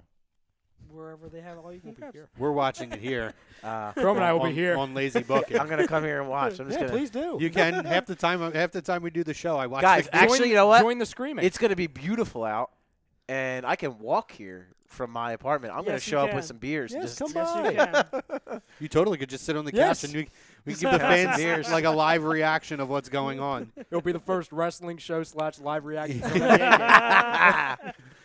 No, I mean, Uh, obviously it was tough to watch. You know, you talked about it off air. Rusty legs. It looked a little bit. You know, it's what Yeah. happens when you have a team men- that has that mental. growing kind I of a felt they series. were mentally rusty more than anything else. Just blown defensive assignments. And yeah, we were talking about like there was the one play that really stuck out to me was the Sixers they switch on everything. It's just what they do. That's part of Brett Brown's defense. It's what they do, and they have the athletes that they can do it. But when Marco Bellinelli gets switched on to Al Horford and Horford takes him into the post, Phillies lost 2-1. son of a bitch. I blame Kapler because Rios was in the game, or when Rios was in the game, having to go more than 2 innings. Anyway, I was going somewhere with that. Yeah, so then when Bellinelli gets switched on to Horford and Horford takes him into the post, and then Horford, first of all, all 4 eyes need to be on the basketball to see, okay, he's probably going to take his ass to the post and he's probably going to get by him. Ben Simmons was so late to rotate on that play, and Horford dunked. I'm like, yo, it's just bad rotation. And then when you see Horford taking that wide open 3 where he had time to look at it and measure it, it's poor communication. It's poor rotations. Like they just got to be. They weren't. It's a shit they weren't doing in the Heat series. They did in this one game, which means to me it's all correctable. I think it's a better team they're playing. It's a better coach team they're playing. Even though I actually like Spoelstra, I think it's a better coach team as well. And I just think, it was more mental rust than it was physical rust to me. No, and then what happens is you start missing shots. You start falling behind. Snowballs. You start forcing shots. We talked about it. The first half, Joel wasn't going to the basket. Comes out the third quarter, and what does he do? He goes to the basket, and nobody can stop him. He's the X factor in this series. Yep. He needs to do that early to establish the inside, to open up the outside to have better looks. They weren't doing that. So then, like you said, snowball effect. Guys weren't rotating on defense. And then even when they were there, they were standing back and letting them take every three-pointer. Yep. At some point, even though in your head you say the percentages, it's not possible to hit as many three-pointers or these many shots from that far away from the basket, but they keep dropping, you have to go out and defend it. And they didn't do that. And when they did try to do it, again, poor rotations, guy still ends up wide open. Yeah. Can't happen. It was in hindsight, I reacted to the game and I was furious. Sure. But hindsight, I don't expect that to be a repeat. And again, you talk about what did it take to beat this team? When the Heat beat us in game 2, it took a phenomenal game from Dwayne Wade. Turn the clock back type of game from Dwayne Wade. And we were still in the game. And all things considered, aside from when they went through a real nice stretch where the Celtics were just draining threes and we weren't responding, the rest of the game, the score differential was essentially the same, and we were playing a hell of a lot worse than they were. Yeah. We managed to keep ourselves in the game and crawl back. I think Tom said 6 points. I wasn't even thinking of that. They were. They were within 6. They were within 10 or 12 points essentially the whole rest of the way. Yeah. They just couldn't get back over the top. They couldn't get over the hump. And I don't expect that going forward. And I think what Brett Brown has proved, specifically in the second half of the season and in this first round of the playoffs, is that he makes adjustments from one game to the next to get the team ready to go and be prepared to play. I fully expect that they will be ready to go on Thursday night, that we will see a hell of a lot better defensive rotating, that they will have better shot selection. That is the thing. And I expect Joel Embiid to be in the fucking paint, establishing the middle of the paint and making them have to respect that area so they can't just cover everybody else and too much standing around too. At that point, they were then dumping the ball into Joel and everybody was kind of standing around. Yeah, and I also want to see. Which is very uncharacteristic of us. I want to see Ben Simmons more in the post because they've been having, if Horford's not on him, they've been having smaller players cover him. I want to see Simmons in the post and just kind of operating the floor for the post and looking for shooters, and if not, just taking the guy in the post and scoring. Put Simmons and Embiid there. That'll draw a hell of a lot of attention so JJ could be open for three-point shots. And then the other thing is, and I shared the stat with you guys before the show started, the craziest stat I saw out of all the stats, Rozier, Tatum, and Horford, that the points they scored combined was more than Garnett, Pierce, and Allen scored in any game they were with the Celtics, postseason or regular season. So what that tells you, they're not going to be able to repeat that. Yeah, and they're certainly not going to be able to repeat it 3 more times. Listen, this is what I'll say. If that trio can manage to play at that level the rest of this series, we deserve to lose and they deserve to win. Yeah. You tip your cap because the guys just played above their heads at that point. There's nothing you can do about that. But what we can do is try to avoid that and have better defensive rotating. The other thing I didn't like, Tatum got to the line 12 times. Yeah. You can't let that shit happen. No. Yeah. A couple things on that. Number one. And we weren't getting to the line. No, not at all. Which is very uncharacteristic for us. Number one, I'll say the same thing that I did after they lost in, dramatic fashion and they looked horrible against Miami in Game 2. Yeah. Everyone freaking breathe. I once again compare it to when the Eagles went into Seattle after the long winning streak and completely laid an egg. Yeah. That wasn't a Seattle team that was so great and they completely pounced on us. No, we beat ourselves. We did. And I honestly believe that if last night's game was not Game 1, if it was Game 2, the reaction would not even be close to as big as it is right now. Because obviously it's going to be skewed given the fan base, the media, all of this stuff, because it's the first time they've met. If there was a game before this where the Sixers had won, this would almost be a non-story. Mm-hmm. Because this is the first time that people were saying, oh, it's Brad Stevens, which I think Brad Stevens is a great coach. I think in the future he will go down as one of the top coaches for years to come. Oh, I agree. But people need to stop saying that. I saw today that someone was saying, "Oh, Brad Stevens could bring a G League team to the NBA Finals." No, genius, he can't because he's never taken an NBA team to the NBA Finals before. So that everyone just needs to pump the brakes on Brad Stevens a little bit. Like I said, I think he's a great head coach. I really do. Second of all, that is literally as bad as the Sixers could have played versus as good as the Celtics could have played. I agree. Without Jaylen Brown. And listen, like JT had said, he was like, that's without Jaylen Brown. I understand. Like, trust me, last night was an opportunity to take one from them without one of their best scorers. In all honesty. And listen, that is a huge missed opportunity. I'm not denying that. But we all have to, again, take a breath. Everything's going to be fine. This is, like Ben Simmons says, this is why it's a 7. Yes. Oosa. You know what I'm saying? This is why it's a 7-game series. Yep. This is literally, the second game in the last 22 games they've lost. Yeah. So you do not, and I don't care if you're calling, I don't care who you are. If people want to say, oh, well, in that winning streak they didn't play in the NBA playoff teams, doesn't matter. When a team goes on a streak like that, that's not by accident, especially given without one of their, if not their best player, Joe. Well, listen, I didn't listen to any buffoons today like Colin Coward or any of that, but a lot of the guys I did watch who were former NBA players like Antoine Walker and other guys still picking the Sixers in 5 or 6. Mm-hmm. Antoine Walker said, I love Boston. I grew up, this is essentially my second home. But the Sixers overall are just a better team. The Celtics played as good as they possibly could have played. And the Sixers, like you guys said, played as bad as they could have played. It's not going to happen going forward. Also, too, don't get used to that. I think it's one of those things, like some people said it after in the Miami series, after the lost game 2, they got punched in the mouth, and they kind of needed it. They might have needed it too. Maybe now they're punched in the mouth. Let's see how they react. And I think they're going to react well. I think they're going to come out and they're going to come out firing. And yeah, I think that's the best. Like Brian, that was the best point. That was the Celtics' best game they could have played. Forget that Jaylen Brown wasn't playing. That was the best game they could have played. Aaron Baines hit 3 threes. My God, that's the best game they were going to play. And that was, I would say that was worse probably than game 2. Listen, good teams are good teams. We won a Super Bowl with Nick Foles and Carson Wentz wasn't playing. Good teams are good teams. They are well coached and they have a lot of really good players on that team.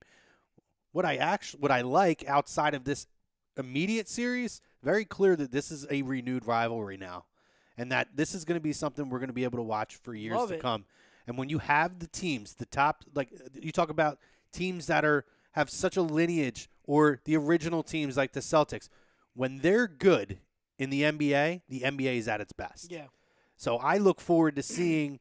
I mean, it's the most played playoff matchup in the history of the NBA, and they continue to show clips of it from years and years, showing Doc and Bird fighting each other, busting Charles's balls because he basically held Bird in place so Doc could slug him in the face. Yes. But, like, you talk about that, and that was a preseason game, by the way, which is crazy. So great. But you talk about that, like, it's cool to see, like, the next generation bring back that great rivalry.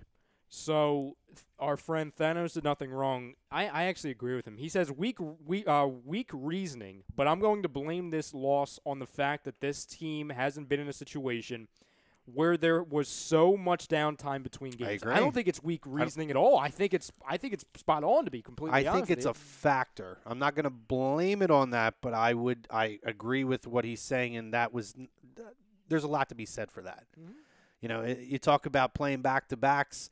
And certain guys can't play back-to-backs. Well, when you have a long stretch, especially a team who's coming off such a hot 7-game series, I mean, all the contributors in that Game 1 were all the guys who were the hot hands in Game 7 and 6 and 7. So you start talking, I mean, there's a thing called momentum too. Yeah. Well, that's the one thing, and they really didn't touch on this on, like, the pregame shows or anything, which I was surprised, because I thought it was one of the biggest storylines going into it, because every team is different, obviously.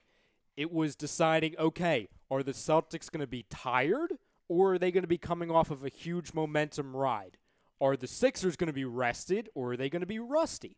And we, unfortunately, saw polar opposites. We saw high momentum Celtics, rusty Sixers. Yep. There was no in the middle between that. Yep. And to be honest with you, they still had a chance to win.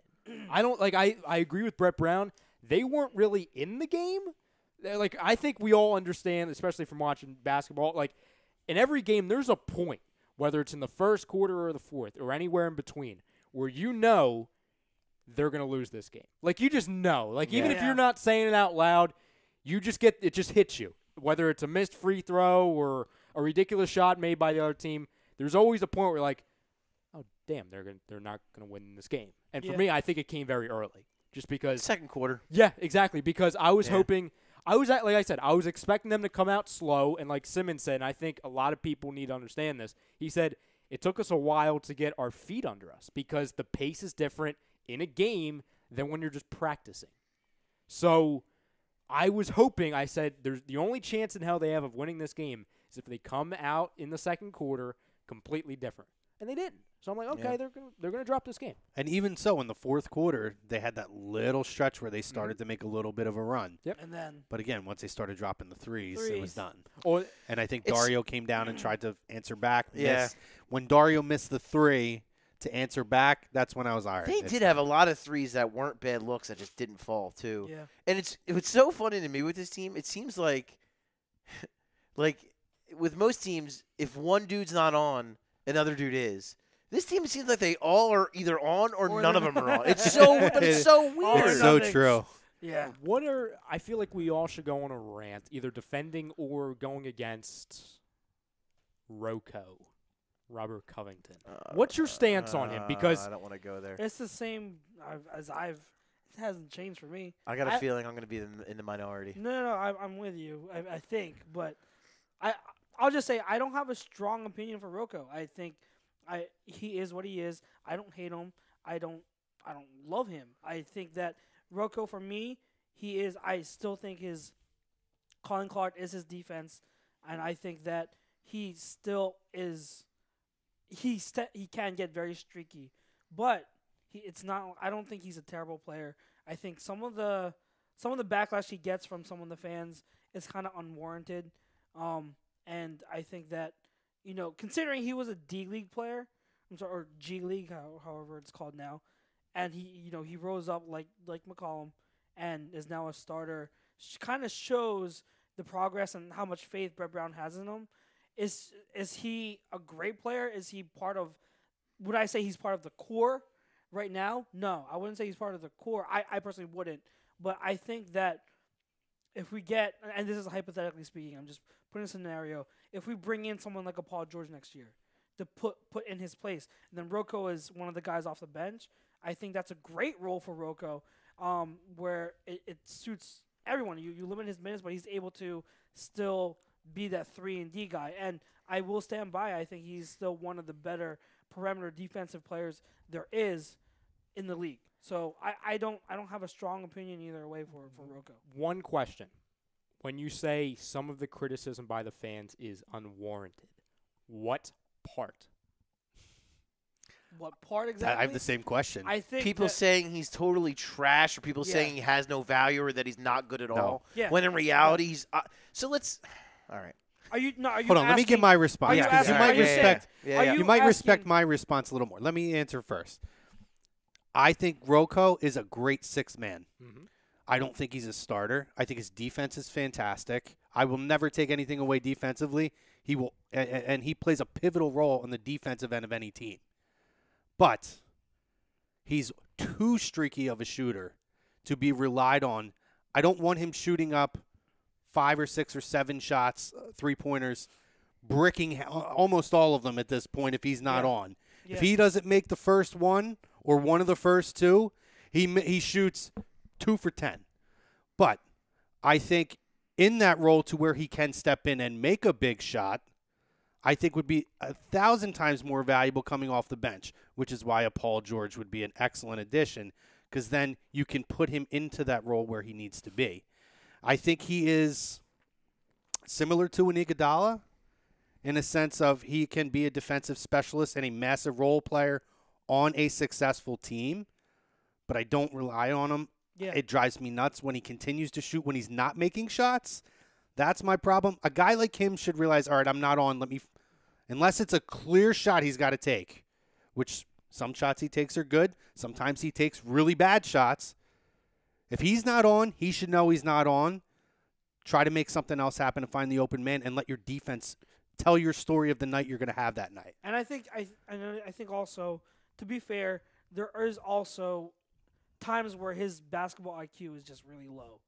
And I think that goes into what you were saying, like when he's not hitting them, he's still too persistent at chalking them up. And I get it, and he does make a lot of mistakes. If he's the third option, scoring option on the team, fine. Sometimes you just got to keep jacking him up when you have a chance. But when you have Joel Embiid and you have Ben Simmons and you have J.J. Redick on this team and then you have a Dario Saric, like, dude, if it's not your night, there's 4 other guys on the court. Make a play happen. Set a screen. Do what you got to do to help let them be successful and then get back and do what you do best. I don't see enough of that. And I don't know. It's just coincidence probably, but I feel like since he signed his contract extension, the shooting went down. The success of the shooting. I think he was shooting lights out. So he shot lights. He shot over his head at that point too. He was yes, fucking hitting everything. This is Rocco. As far as that goes, he is just streaky as all hell. Because you're right. Started the season off ridiculous. I think he was shooting literally 50% from 3 at the beginning of the season. No way he was going to keep that up. Then after the contract, he had a low. But to end the season, he actually was phenomenal from 3. He hit a lot of shots down the stretch. But would you disagree with me that he needs, if it's not his night? I do disagree. No, I do, because here's my thing. When you're a shooter, whether you're J.J. Redick, whether you're Marco Bellinelli, you have to the only way to get out of a slump is to shoot your way out of it. And that sucks for the team, and I get what you're saying, but you have to shoot your way out of it. Bellinelli had a shitty night too last night. Redick didn't have a great night. He was 2 of 7 from 3. He didn't have a fantastic night shooting from 3. You have to shoot your way through it. If you look at Covington's, he shot almost 7 threes a game and shot 37%. 37% is above the league average. So, and he shot 7 attempts a game. So to take that many and to hit 37%, that's actually a pretty good ratio.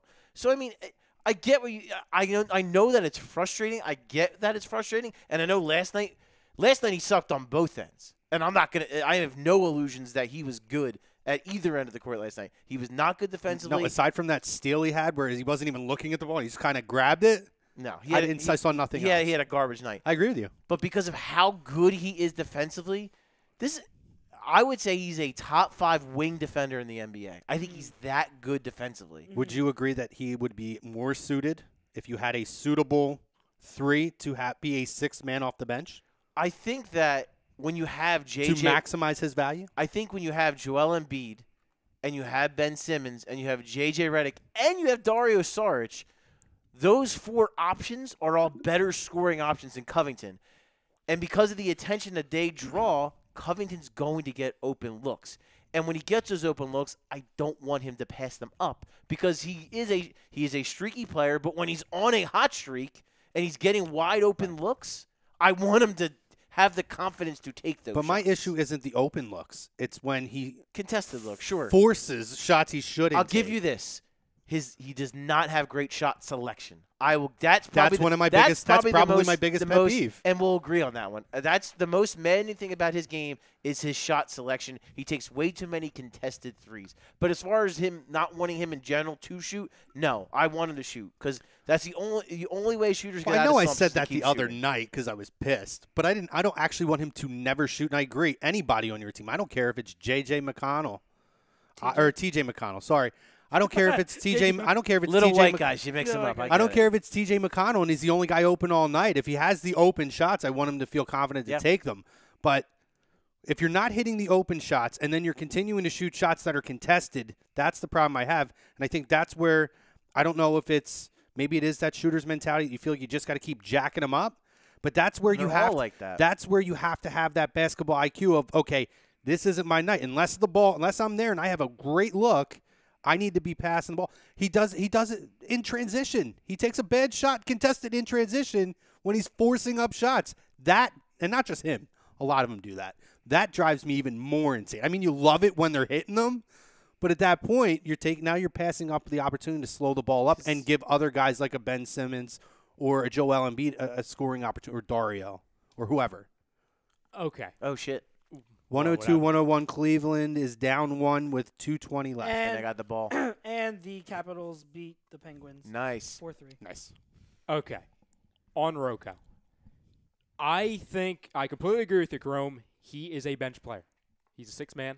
That's what he is. It's on a championship team. I think he's like the bench player. Yes, he yes, is yes, the yes. guy Yeah, to come off the yes. bench. Yes, 100%. He's a guy, whether we want to – all right, so he's streaky, if we want to call him streaky. He has poor decision-making, especially when under pressure. He can't go to the hole, so what can he do on offense? Oh, they count that? You know what I'm saying, Chrome? He's streaky.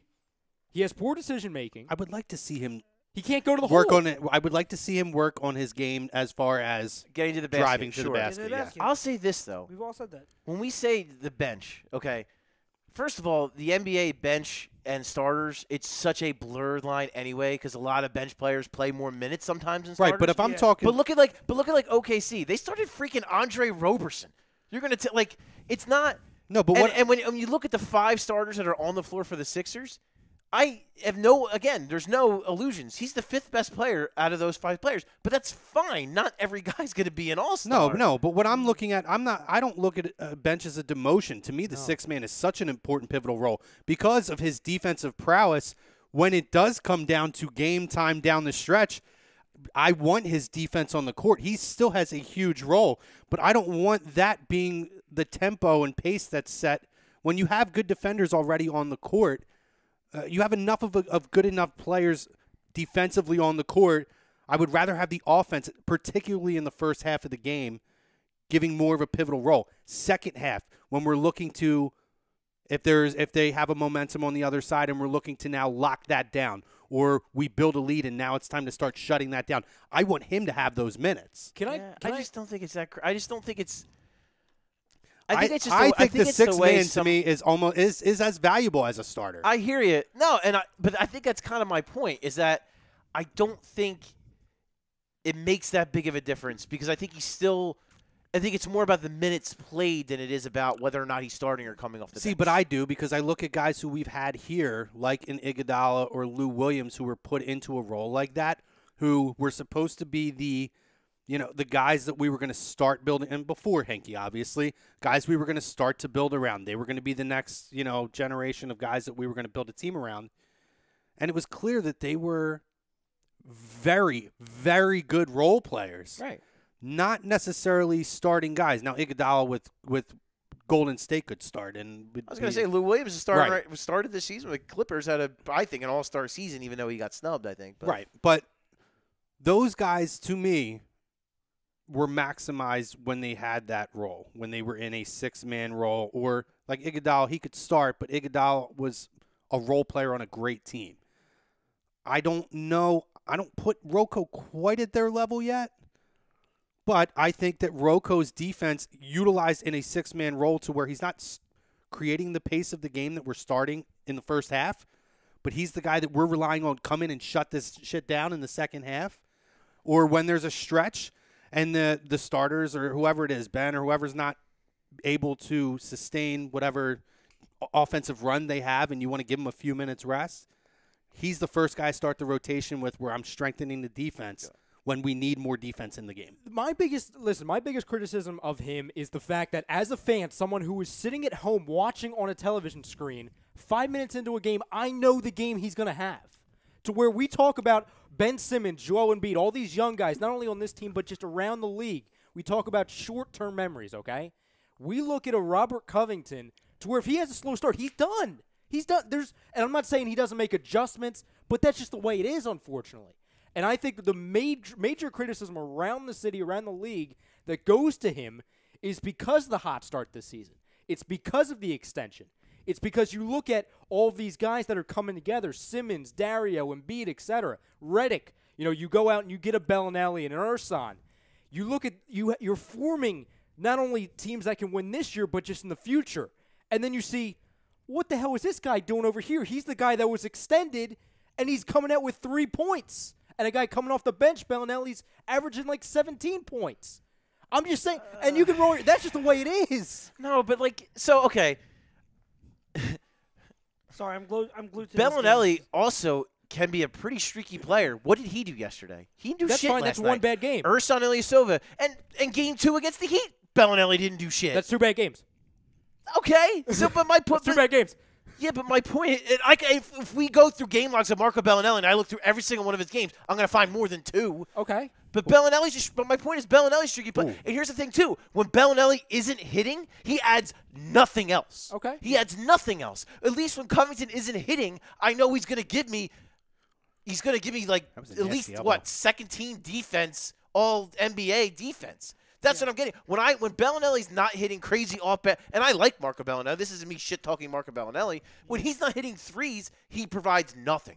There's no value to his game. Well, I think the point you talked about what his 3-point shooting percentage and that stuff was. That's fine if it's every night 3 of 7, 4 of 8, whatever it is, 4 of 10, whatever, but 3 again, of 10. Bellinelli's not that. But Bellinelli. Rocco is a guy that the organization is now committed to long term. That's where it changes the conversation. Mm-hmm. So if he shoots 5 of 8 one night, and then he comes out and shoots 2 of 8 the next night or 2 of 9 the next night, and 5 of those shots were really poor decisions contested at a time where we needed a shot, which happens a lot with him, his numbers are going to look gaudy, like you said, because he shoots so well in certain games and then shoots like absolute trash. Like it doesn't equate to a game by game. It's an overall average. I get what you're saying, and I see where you're saying.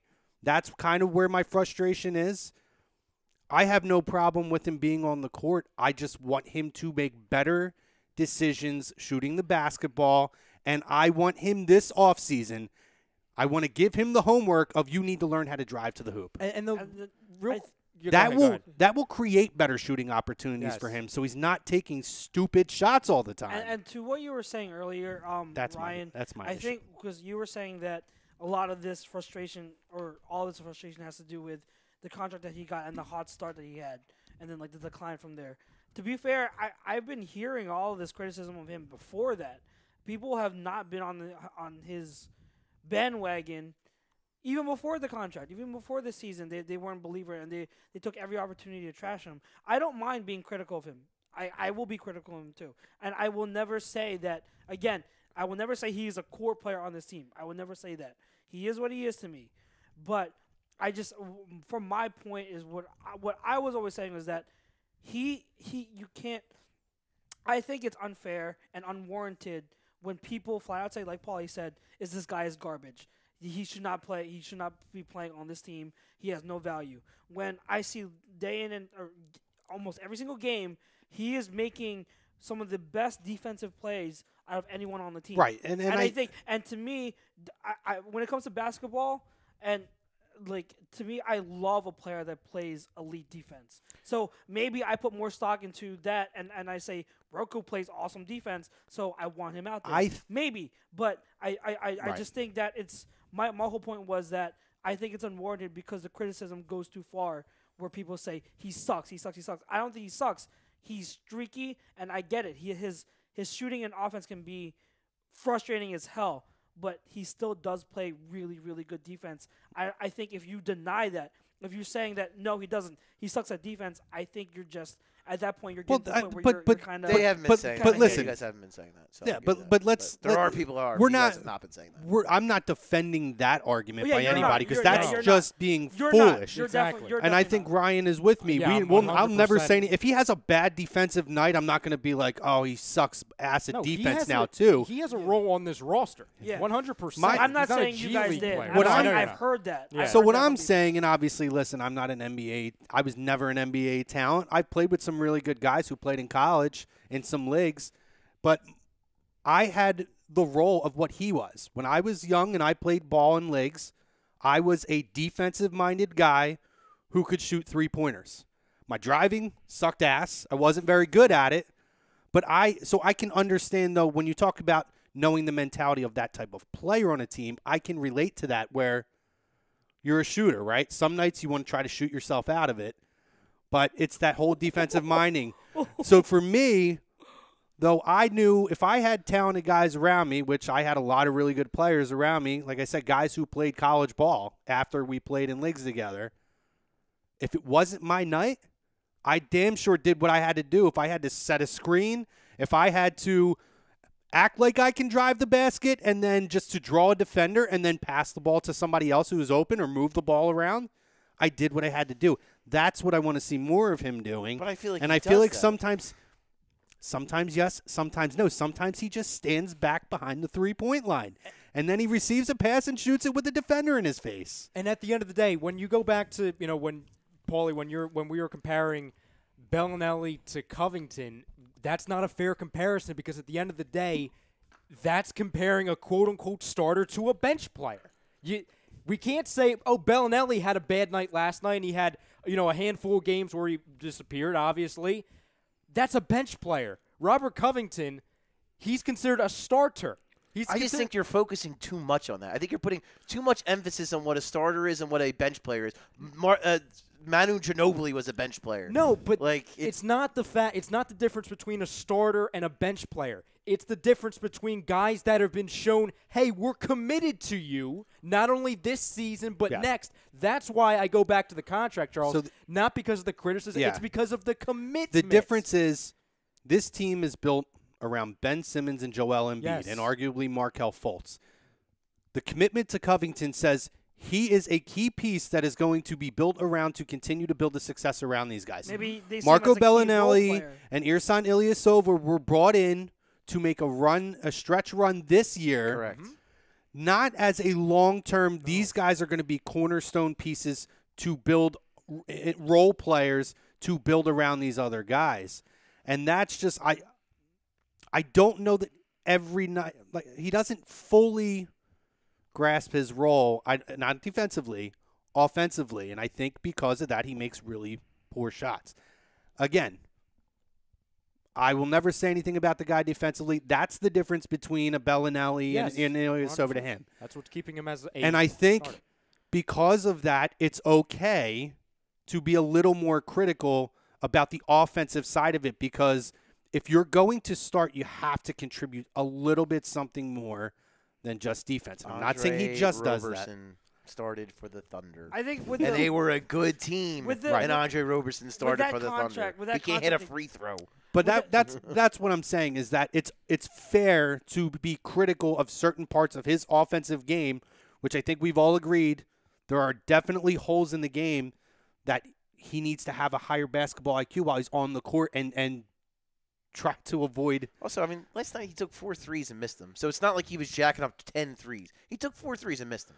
Right. Well, I'm not just talking about last night, though. The game before that, he was 2 of 6. Game before that, 2 of 3. Game before that, 2 of 2. The only shitty and everybody had a shitty This game. is like an overall thing I know, with him, but this is the playoff. I'm saying in the playoffs, he's had one garbage game. He was 1 of 9 in Game 2 versus the Heat, where they all shot like shit. Yeah, and 0 for 4 last night where he shot like shit. He was 2 of 4, 1 of 9, 2 of 2, 2 of 3, 2 of 6, 0 of 4. So it's not like he's jacking up 23. Like, he's not like when you talk about him knowing his role, I think that's pretty good. I think that's not him trying to take over a game and trying to force it or jack up too much. In Game 2, like I said, he did. But they all did. But again, we're talking overall. I'm not just talking postseason. I'm talking that's when what it I counts. saw. I'm talking. Does that not when it counts? But we said the criticism of Covington overall, not just playoffs. I'm talking what I saw, particularly during the season. TTP Ballin just summed up what I had said earlier. He said, if only Covington could score around the rim, he is so one-dimensional on offense. Listen, I will say this again. My criticism of him is that I saw how good he can be. If I knew he sucked, I wouldn't expect him to do anything else. Yeah, I don't think we would care this much if we thought he didn't have it in him. We all saw it. We all saw it when at the beginning of the season and parts of the season where he is all over. He can flat out shoot the basketball. And then he'll have a month where he disappears. And we're like, what the hell happened to you? Right. And that's why because we expect more. Even if that's a compliment to him. Even if he didn't drive to the basket all the time, if he could work on his shot just a little bit inside the arc would be much better. He doesn't hit enough of that. That's my thing is you can't just be a shooter who just shoots from one range. But what if that like J.J. Redick. J.J. Redick is a 3-point shooter. If he's not hitting it from the outside, he'll drive to the basket, but he'll come inside the arc and he'll take 18-foot jump shots, 15-foot jump shots. Well, That's what I want to see more from him. I don't expect him to be quite the sniper that J.J. can be pretty much from anywhere on the floor, but I would like to see more of that. I agree. The one-dimensional thing is a valid point. If he could work on driving the lane or stepping in a couple of steps and taking shots inside, pump fake, boom, dribble around, step in and take a better shot, a higher percentage shot, I would be less critical. But That's all we're saying. What if he is this? What if he is a streaky guy who plays elite defense all the time, but then can get streaky on the offensive end in terms of hitting threes and not hitting threes? Is that so much a bad thing, considering that his role on this team should be just a role player, a long-term role player? Like, I don't. I'm fine with that as long as he's not taking all the contested shots. Then take good shots. Take better shots. I will totally concede that point. Shot selection is his biggest issue. Yeah. Take better shots. Then I will totally. If you're going to take your 5 to 6 shots, but you're going to take good shots, I'll never bitch at anyone who misses 6 shots, but they're high. They're good looks at the basket. Sometimes not your night. If he does that, I'm fine with that. What Ryan was saying earlier was like, it's frustrating because of the commitment the team made to him, but. What if the commitment was just to say you are a key role player, and then defining that as you do what you do. If you are on, you're on. But if you're not, at least you can play great defense for us. Right. That's what you're doing. And Brett Brown, is that a bad thing? I don't see it as a bad thing. But it does no, and I don't think it's a bad thing. But it gets back to the point I just made. Then he needs to know when is the right time to take those shots. Yeah. That's something he has to work on. Mm-hmm. That's not acceptable if a year or two from now he's still shooting 7 shots and 4 of them are contested with a defender in his face. By that point, he should be having a better shot selection. We're totally 100% in agreement on that. That is the thing. That's always going to be my biggest beef with him, is the shot selection. Then going to the hole is number 2. He is a flawed basketball player. Totally agreed with that. He's not perfect. On one end. But my point, I guess my thing is this too, he's not the only flawed player there is. Why do we go after him so hard when other guys have huge flaws too? Yeah, exactly. I mean, Ben Simmons. And I love Ben Simmons. Oh, Ben Simmons I will. Is a goddamn stud. He's good to me. He is the next. If you're going to talk about his shooting, I'm with you on that. That's my point. Guys have stuff to work on. I'm with you on the shot. That doesn't mean they don't have. That doesn't mean they don't have what they have. Ben Simmons is a generational talent player. He still needs to learn how to shoot a little bit. I agree with you. I mean, that's the way it is. Guys need to. I'm not going to sit here and say that Robert Covington doesn't need to improve on things. He certainly does. But I just and I don't think you guys are my problem. I don't think this is even the audience that I'm really yelling at and complaining to. Yeah, this isn't. Yeah. Because you guys at least respect that this guy is a valuable player on the defensive end of the floor. And I think what Brett Brown emphasizes, what this team emphasizes, the franchise emphasizes, is defensive players. And they need they were, I think, after Christmas, I think they might have the best defensive rating in the entire NBA. It was it was either 1 or 2. It was either 1 or 2, honestly. Okay. I can't remember. But my point is, that's what they need. You need guys like Robert Covington, especially if you want the Marco Bellinellis and you want the Ersan Ilyasovas and you want the J.J. Redicks, you need the Robert Covingtons to balance that out because you need defense too. So I think that's what it is. I think that if this team is constructed the way that they want it to be, Robert Covington will be fine and he'll have a role and he'll be fine in it. I mean, it seems like a lot of people, at least in our chat, who is usually pretty knowledgeable almost every time. Sometimes we'll bust your balls on some stuff. But yeah. Like TTP says, Yep. We go after Covington so hard because we see the potential. Thank you. But some nights he just looks lost. Other guys simply just aren't that good, as in they don't have the potential. But I think that's it. I think Covington – I think that's what maybe that's what it is. Maybe we all just need to accept that Covington is what he is. That's what I'm saying. I don't think – that's what I'm saying. I think the only thing that's a legitimate thing that he could, and you nailed it, is shot selection. I think that's the one thing that is a correctable thing that he can work on. I don't think he's magically going to become a more consistent shooter. Yeah. I think he's just streaky. Dude, a perfect example, the Phillies. Pat Burrell was the most maddeningly inconsistent baseball player I've ever watched. Because true. he would just be on for months at a time and do nothing for months at a time. Some guys are just like that. That's just the way they are. They're not consistent players. Yeah. And I think too the issue with what's fixable is that he's on what, year 4, year 5, Covington? In his defense, this is the first time he's played with a legitimate basketball I know, team. I understand that. Ever. And when I make this point, for my argument, it's also going to back up a little bit of what you're saying. I think he's been in a culture where he's had to force shots. Yes. To try to drive some offense on a team that had little to no offense. That being said, I'm more going towards the second half, which, again, I don't want to harp on the contract thing, but at that point, that second half of the season, he's going to pull up more numbers. Oh, I sure am. But I'm talking shot selection. This is what I'm not going by numbers here. I'm talking about if he's hitting 45%, then I don't give a shit about I don't his think shot he was selection. shooting 45%. I'm just saying. No, half. it was just a number I was throwing but out there. I'm saying when with my eyes, what I saw, shot selection wise, was more emphasized the second half of the season, and at that point, you have a healthy Joel and a healthy Ben on the team. You don't need to take the bad shots. That's my argument. That's all. During the winning streak, he shot 6.8 threes per game and shot 39%. Again, that's well above the league average, 39%. But how many nights did he shoot 1 for 6 or 0 for 6, and then he came out and shot 5 for 6 the next night? Like, that's going to make the numbers look better. 5 for 7, 2 for 3, 4 for 9, 3 for 4, 3 for 7, 3 for 9, 4 for 8, 2 for 8, 2 for 9, 1 for 9. Those are 3 bad games in a row. I'll give you that. 4 for 8, 2 for 7, 2 for 6, 3 for 6. And then the last 2 games, 1 for 5, 1 for 4. So, I mean, it's not like he's having these, like this during the streak. He didn't I'm not saying he's shooting 10 shots and missing 9 of them. I'm just saying. Yeah, but it's just. And again, I would but have to go back. If I pull up J.J. Redick's numbers, if I pull up Marco Bellinelli's numbers, they're not going to be that dissimilar. But I'm saying I would have to literally go back and watch the game, every game, to see the shot selection. Well, I'm just going by what I remember watching shot selection wise, and I just saw a lot of that more flawed in the second half than I did in the first half. We have to remember as well, we're only talking about shooting statistics. We have to talk about what comes in between those missed shots. The bad decision to make a pass here. He's due for 3 missed layups a game.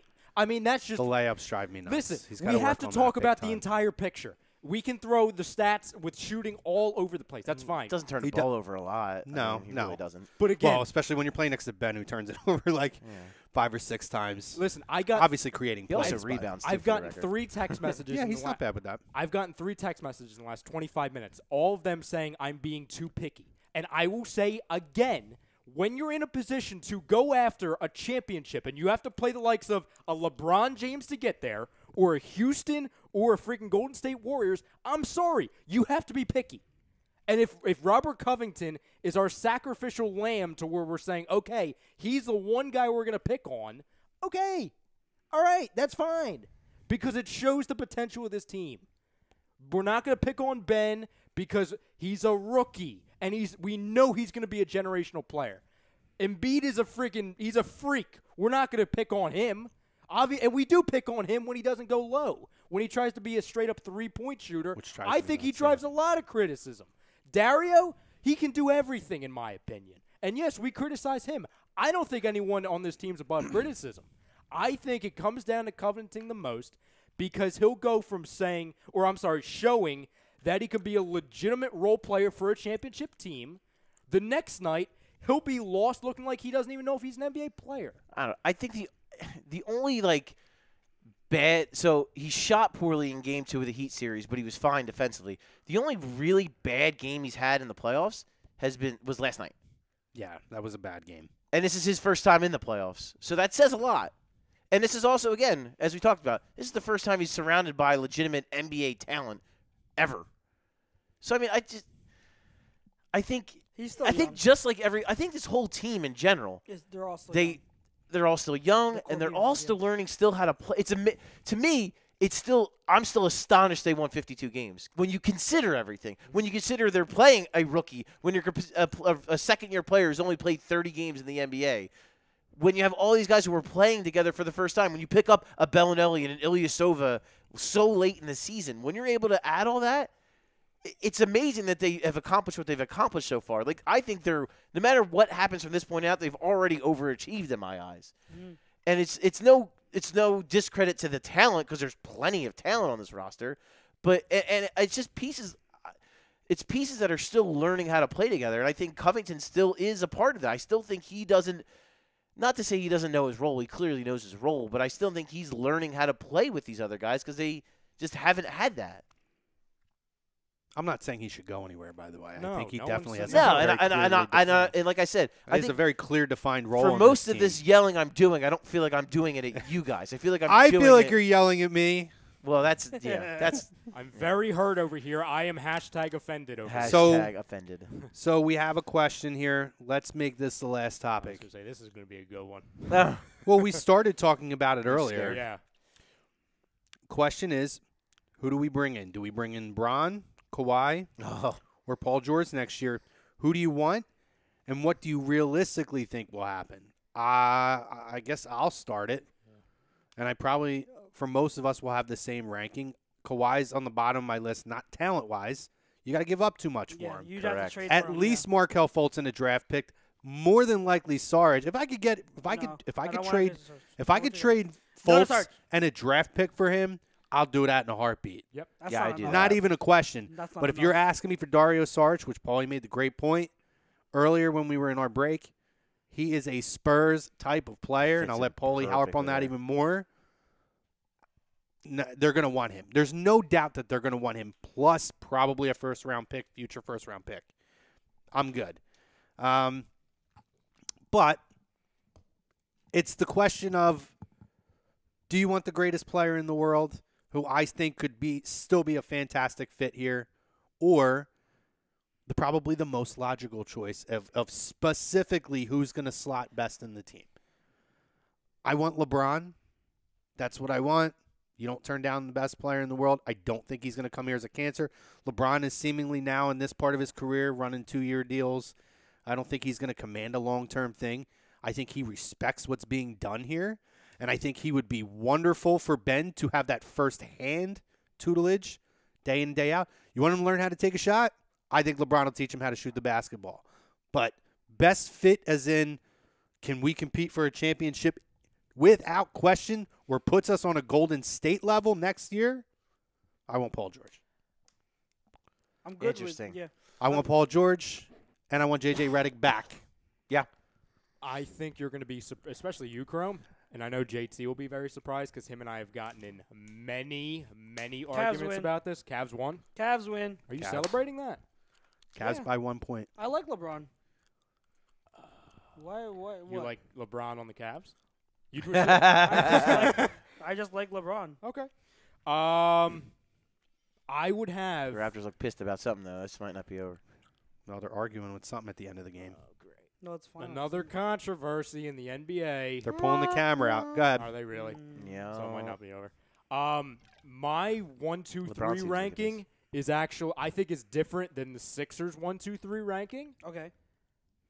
I think their number one priority is to get LeBron. I think they're going to get LeBron. Me Okay. too. If I had my choice, I don't want LeBron number one. I Okay. want Paul George. Yeah. Because he fits better.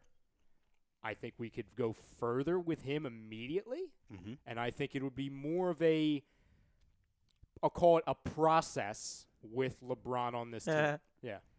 I think it would be more of a process and more of a gelling with moving parts type of a situation, especially early in next season with LeBron. I feel like Paul George, given what he did not have in OKC, can come right here, fit right in, be nice and happy, and I think we can just roll. The thing with LeBron is he's so good. He could literally play any position on the court. Yep. Yeah. See, that's so. And you're gonna be surprised by my response. LeBron unequivocally. I want LeBron number one. Not even Shocked close. to hear that from you, Paulie. Not even close. I want LeBron James. He's the best player in the world. Like you just said, Chrome. He could play any position on the court. He can fit in anywhere too. And like you look at a game like last night, right? When they just couldn't get going, the only thing they could do was give the ball down low to Embiid, and that was the only thing that worked. When you have LeBron, LeBron could drive. You could post LeBron. LeBron can shoot now. He could do everything Robert Covington can't do. Well, I'm kidding. It's a joke. He can The do beautiful everything. thing is either Let's of be these guys real. takes Covington probably off the floor. You guys, we got through that already. He brought it up. Damn it. I didn't bring Should it I up. mention Donnell Pumphrey now too? Oh Charles? God. I didn't and, say it. and the Browns too. I didn't say it. No, but here's my. So I'm going after LeBron James. If he wants to come here, I'm absolutely taking him here. They'll find a way to make it work. When you have, it's only going to help Ben Simmons in the long run, and it's only going to help this team in the short term. Yeah. If I don't get LeBron James, Paul George is one hell of a consolation prize. Yep. Paul George would be an absolute perfect fit. As you mentioned, yeah, because he's a knockdown shooter. You put him on the outside, let Ben drive, dish out to Paul George. And then not only that, your defense goes to an unbelievable level with Paul George on the court. And actually, you know what? If you're going to talk about Covington, if I put Ben Simmons, Robert Covington, Paul George, and Joel Embiid on the floor at the same time, I don't know how you get a pass-through. Because that's four guys who are just long and deflection machines. So that sounds really intriguing to me. And then obviously I think we're all in agreement. Kawhi's the last choice. Not because of talent, but just because I don't want to give anything up. I'm not giving up Dario Saric. Hell And the no. Sixers are now in a Not doing position it. to where they don't have to give anything up. People are going to want to come here That's and what I'm play saying. now. I think first of all, I think LeBron wants to come here, or you know what I mean. When all's said and done, 'cause We're I don't- on the short list. his mind is not made up yet. But when this is all said and done, I think he's going to want to come here because I think there's a lot of attractive things in Philadelphia for him on the court, off the court, all of that. Paul George, I still think his first choice would be to play for the Lakers. But if he sees this team get to like the Eastern Conference Finals, and he sees that maybe he could be the piece that pushes them over the top, then I think maybe he starts thinking the Sixers might be an option. Well, that was going to be my next question. To TTP's question, it was a two-parter. Number one, what we wanted. B, what we think will happen. Yeah. I still think I want and think it's going to be LeBron. Me too. Me Jerome? 3. I agree. Very good. Yeah, I agree. That's all you got, Put Charles? a nice bow on that. Yeah. Yeah. Sixers JT says Charles versus Broda round 2. I don't know what he's Because I talking mentioned Donnell Pumphrey, and he put Donnell Pumphrey no about. No, right above it. no, that argument's dead. That was like one of the most useless arguments, by the way. Made for great entertainment for me to watch it, though. All I did was light the fire and let it go. But no, and I agree, and I don't think I'm like I don't worn out think from this episode. I don't I'm think sorry. LeBron's gonna come here and he's gonna take over the team or anything. He's at the point now, and I've said this before. He has a chance to do what guys like Jordan couldn't do: age gracefully. pass the torch to the guy who he's already himself anointed as the next guy. Fresh, Fresh Prince. Yeah, So- man. At this point, why not, man? Why not come here? And if I want someone to teach him how to shoot the basketball, I want LeBron to be in the gym with him every day teaching him how to shoot the basketball. Yeah. Amen. I wanted to shoot Yep. right-handed too, but that's a whole other topic for a whole other time. Yeah. Anything else for the cause, gentlemen, before we jump Yeah, off? I'm so spent from this show. Yeah, I'm tired. Just the usual stuff. If I you're might not not be here next week, and then I definitely won't be here after, so I could be on like a 3-week hiatus maybe. Yeah, because we're off May Jeez, 22nd. I We're tell taking ya. off, so I'm gonna miss you we're guys. taking off the holiday weekend. Week really for Memorial Day leading up. So MWD. MDW. MDW, whatever. Yeah. I don't know my acronyms. Yeah, if the only usual stuff is if you're not in the Real Talk group on Facebook, I don't know what you're doing. You got to get in there. Yeah, man. Yeah, Get on yeah. Real Yeah. Talk, guys. Join us on Facebook. Get on Real Talk. Obviously, tomorrow night, we may or may not have the fix. But Yeah, it's official. Frank has texted me. There will be a fix. all right, so we have the fix tomorrow. Then we have AM and the PM with Mike and Tom. And Greg, I believe, is joining them. And Dan. Is Dan going to be on again? I believe so. Okay. And then Thursday, Lazy Booking, Hockey Happy Hour.